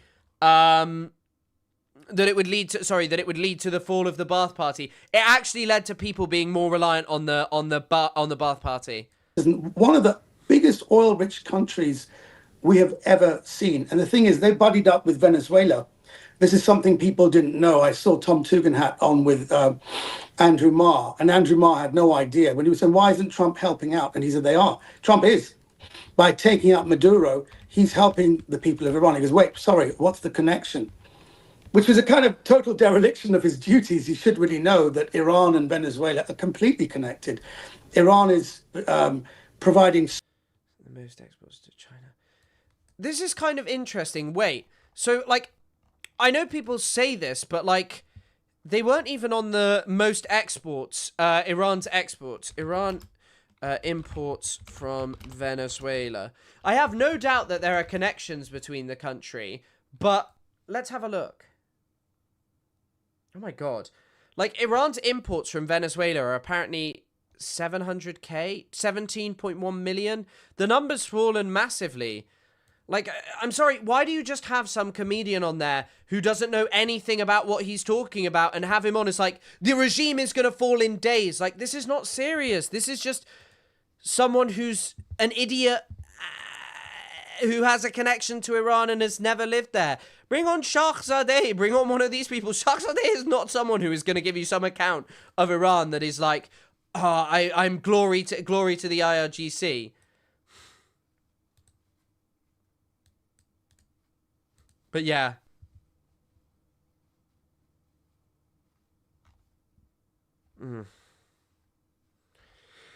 Just, yeah. And also, once again, like the disservice done by Lindsey Graham. Here now to explain the senator himself, Lindsey Graham, Senator. Thank you.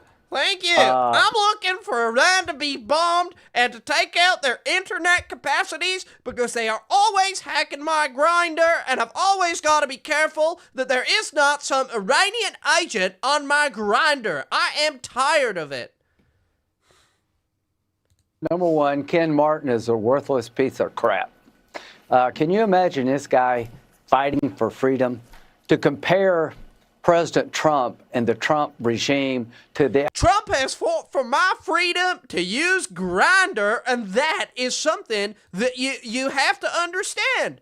I don't get no Iranian agents coming on my Grindr anymore, and that's what we need. If he bombs the Grindr in Iran, it won't be a problem for me no more. Ayatollah means you got the worst case of Trump derangement syndrome in the world. Go to hell. Go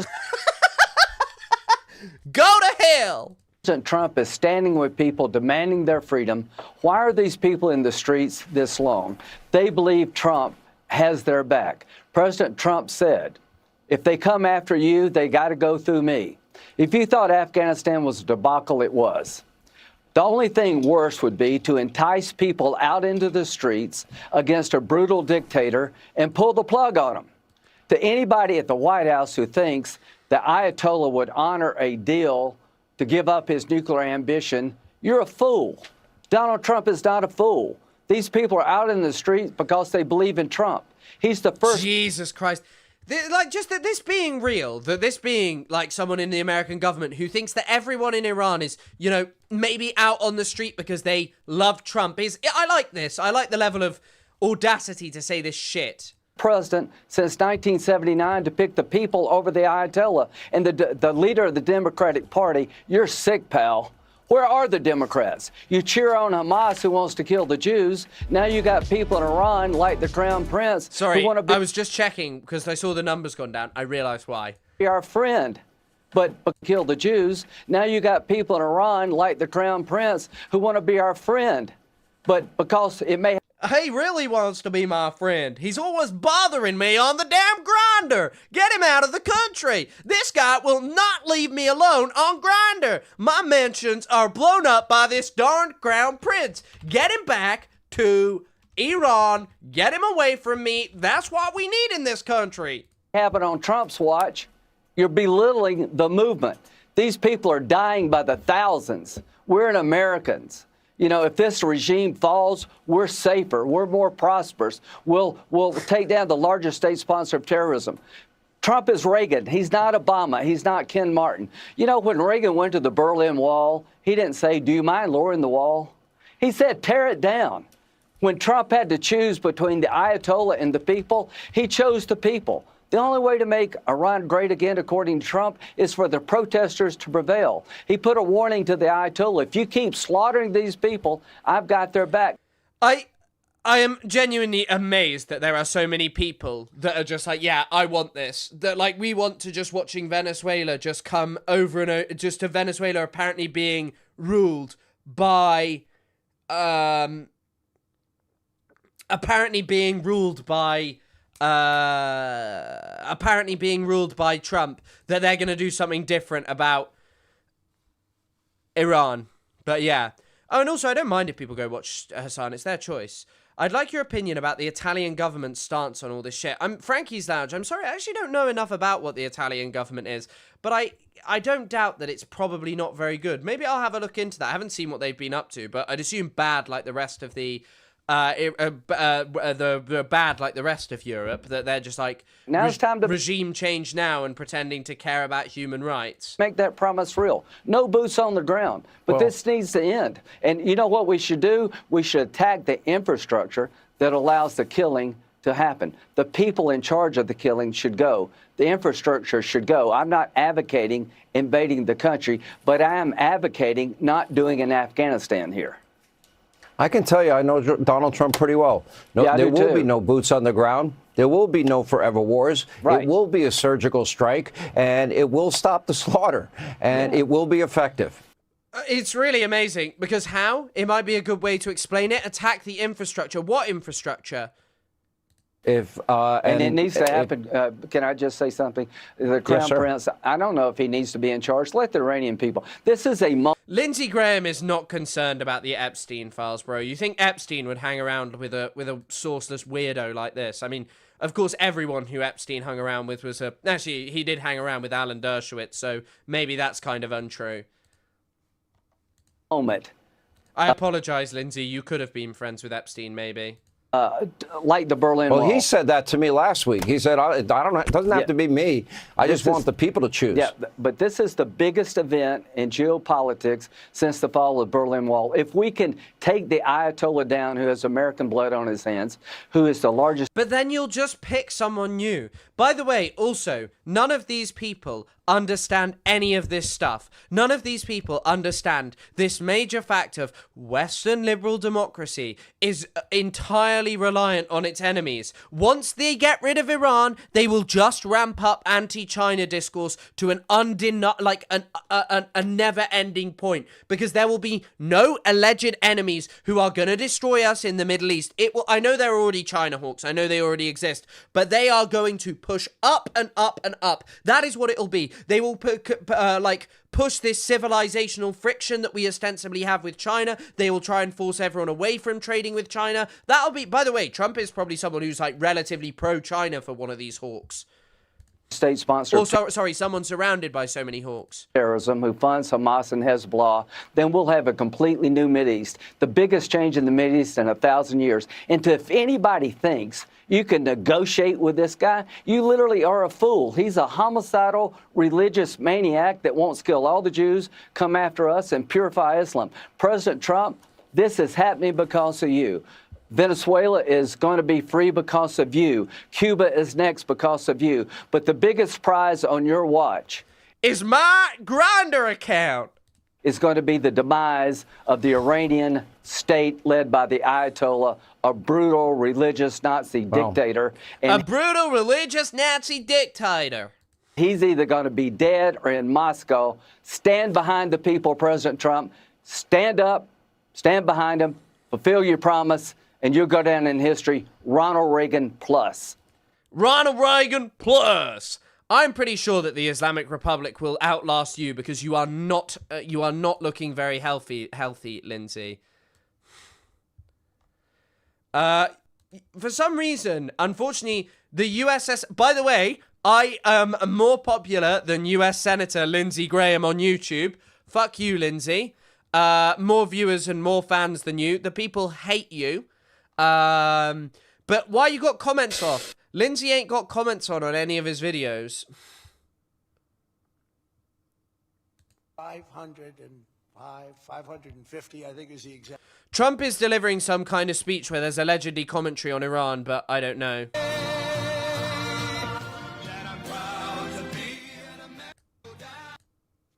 and plants. Rig the election on you. Okay, wait, we might see this. So we're going to Detroit. We'll be talking about how well the economy is doing. Okay, right. As you know, the inflation numbers just came out, and we have very low inflation.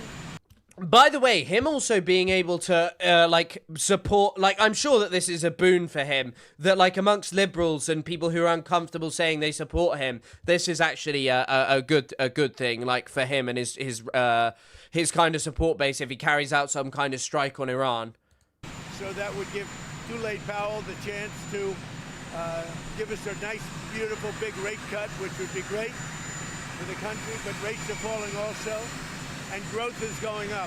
We have tremendous growth numbers, so growth is going up. So I'll be talking about that today in Detroit. It's a big speech, and I can only say that the country's doing well. You saw my statement on Iran. You saw my statement on Minnesota. On Minnesota, we have taken out killers, rapists, drug dealers, people from mental institutions that came in illegally. All of them, most of them came in. By the way, some libbed out account thinks that this guy might actually think that that he may not understand at all the term asylum seeker, and that he may actually think someone who's from who is an asylum seeker may be someone who was in an asylum. Illegally. They're from other countries. They came in under the Biden ridiculous open border policy, and we've gotten a lot of them out. We just had numbers from Chicago, where Chicago crime has gone down pretty good. It could go down 100% virtually, but we're fighting with that governor who's so incompetent. But as you know, we took out a lot of killers, murderers, drug dealers, drug addicts, mental institution people, and people from jails. We took them out of Chicago. So Chicago's got much better numbers now than it had a few months ago. We will get no credit for it, but these are minor details. Crime in Washington. It really looks like here he's remembering like a pre-planned statement, because he's losing it more and more. But yeah, I don't know it. I don't know what's going on there. Right, there's a couple of things I want to like finish up with and watch before we're done for the day. Our mainstream media are... Okay, here's Jeffrey Sachs talking about something. ...so lame or so bought or so phony that they report that the Iranian government has lost control of the economy without saying that the United States has crushed the Iranian economy. So, as usual, the public is told a big lie, and that is, look at how terrible the Iranian government is to its people.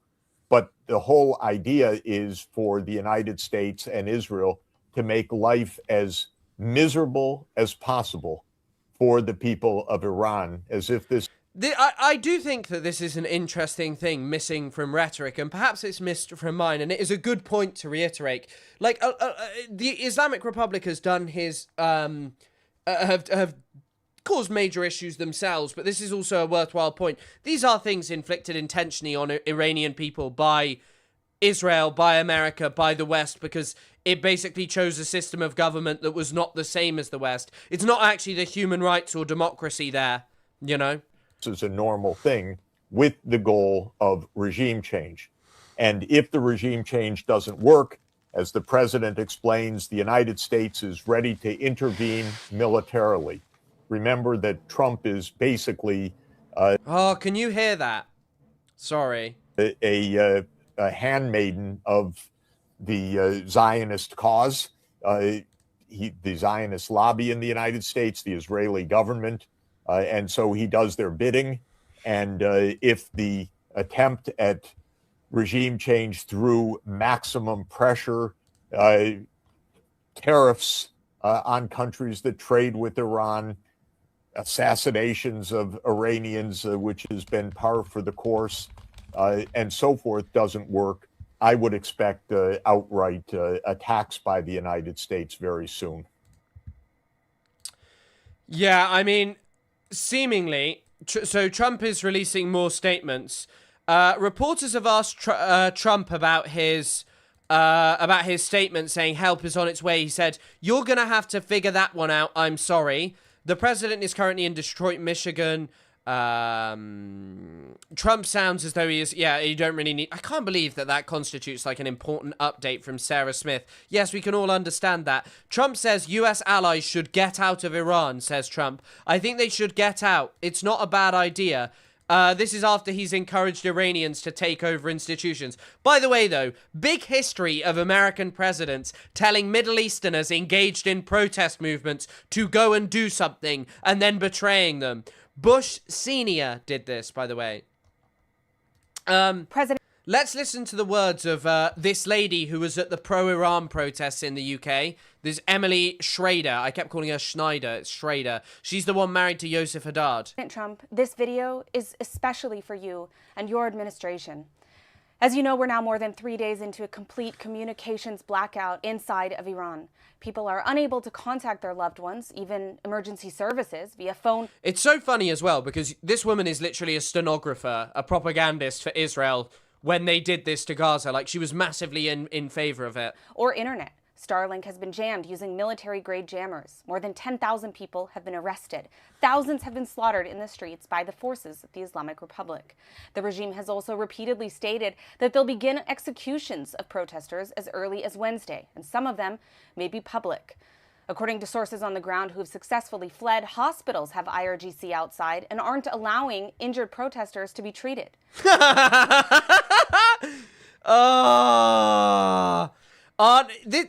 This is the other really odious thing. The people calling for a bombing. This lady is like literally a propagandist for a government that does all of these things. That has killed far more people. That does not allow people who are wounded to be treated, even if they are protesters. That has mass killed non-violent protesters. Probably protesters that were far less violent than the ones in Iran.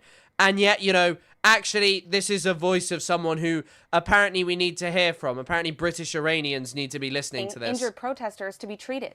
And still, the people are in the streets crying out for freedom, for regime change, and for your assistance. Every single night you deliberate means hundreds, if not thousands more Iranians being killed by their regime. You stated today you were open to negotiations. I beg you on behalf of... She kind of looks like the guy from Horton Hears a Who.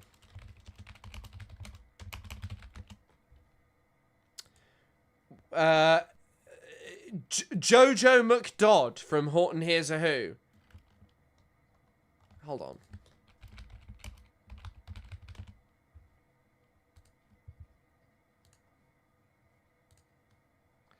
This is Jojo McDodd. Don't become a propagandist for the state of Israel. Or she kind of looks like a Leafy is here. 90 million Iranians do not do this.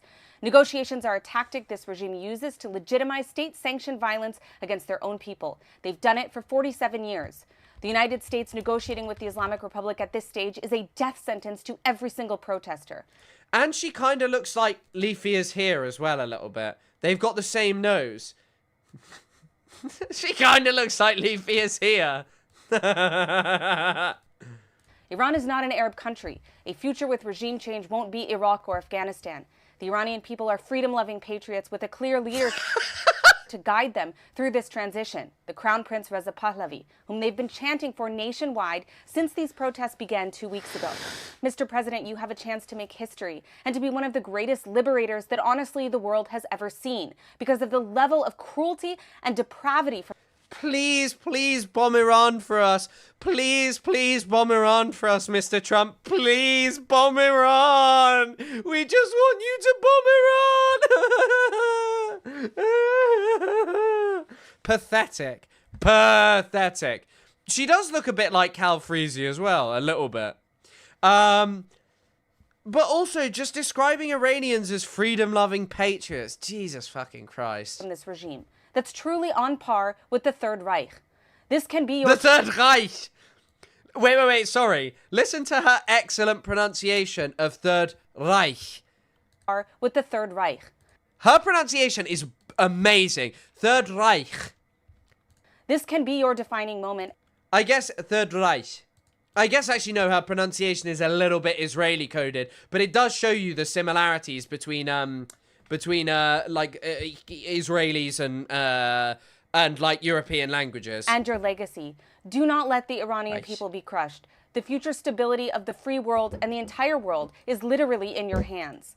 A free Iran would revolutionize the Middle East and increase economic A free Iran would be good for Israel. That's what this is about. Opportunities, in particular for the United States, revolutionize the Middle East and increase economic opportunities. Why can't you? You are someone who is a paid government propagandist. Why can't you make a decent video? Like when I make a mistake in my video, I'm a random TikToker. You work for the Israeli government. You're Yosef Haddad's wife. In particular for the United States. Not only that, but the people of Iran are begging for your assistance in... You know what? Hila Klein probably actually likes this woman. This is Yosef Haddad's wife, by the way. Yeah, they found... We argued about saying I love you. I am not going on the Jewish Chronicle, actually. Removing this regime, even kinetic. The time is now.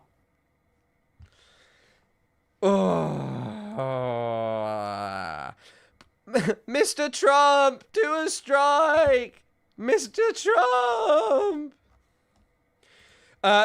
Sorry, it's going to be a bit of a mess for the last little bit. I won't be live too much longer. We'll probably finish up with this video. I'm kind of tired, and I'm going to get another video up there, one about Ethan Klein from yesterday. See that, but you know what? The rhetoric keeps getting ratcheted up.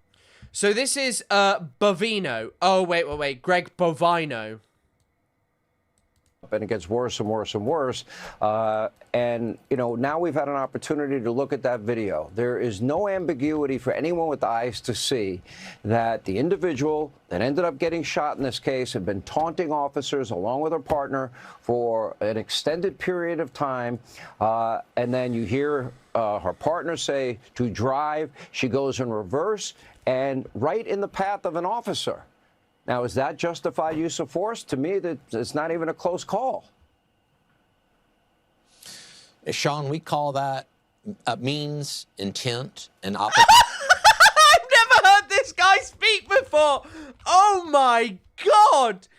He looks like a Nazi, but his voice, oh, it's atrocious. Did that In this opportunity. individual have the Did that individual have the opportunity? intent? Look at those minutes leading up to the shooting, and we will see what I would consider some pretty important intent. Did that individual have the opportunity? Yes. Did that individual take that opportunity?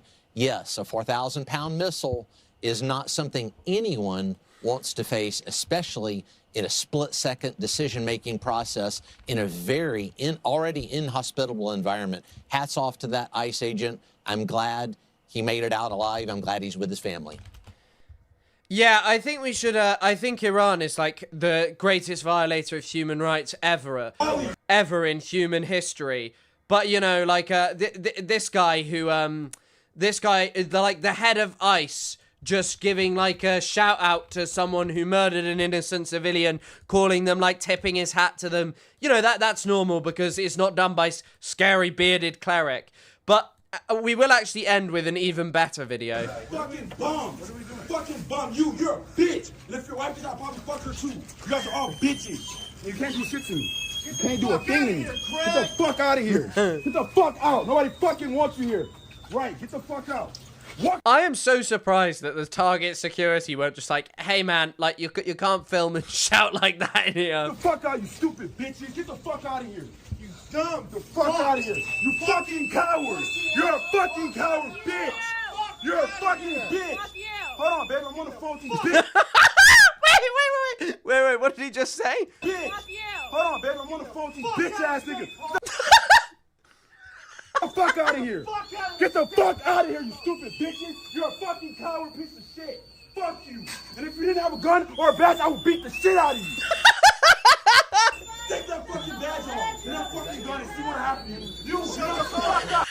Grab fucking tongue. You're a bitch. Get the fuck out, you fucking pussy. You fucking bitch ass white boys. I'll fucking spit on you. Fucking get out of here. Get the fuck out. Fuck out. What are those guns? They look like paintball guns. I know they're not, but what are they? Hold on, babe. Stay back. Fuck off. Stay back. Easy. Back up.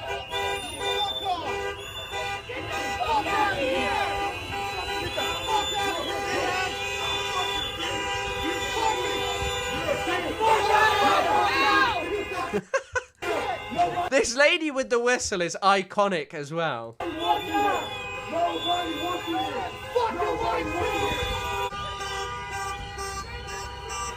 It is crazy watching all of these people, and yeah, you're right, pepper balls. That's the pepper ball one, so I don't know what the other one is.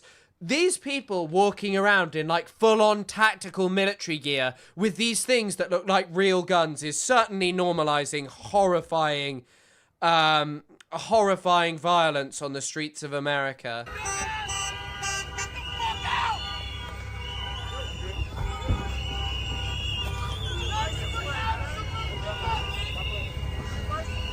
It's also kind of crazy that they just drive around in like normal vehicles but are dressed like this.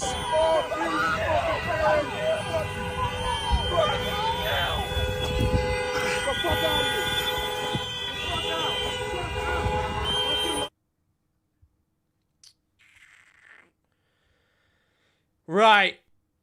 A brilliant video. Okay, thank you all for coming. I'm going to end the stream there. I hope that you all have a lovely rest of the day, a rest of the evening. Thanks for all the support. If anyone wants to check, if anyone wants to donate, there is a donation link at the top, and there's also a link to the Discord. Join if you've not already. That'll take you to the donation page, and if you would like to, feel free to donate. So yeah, thank you once again. Have a lovely rest of the evening, though. Sorry, I really need to go today because I need to pee.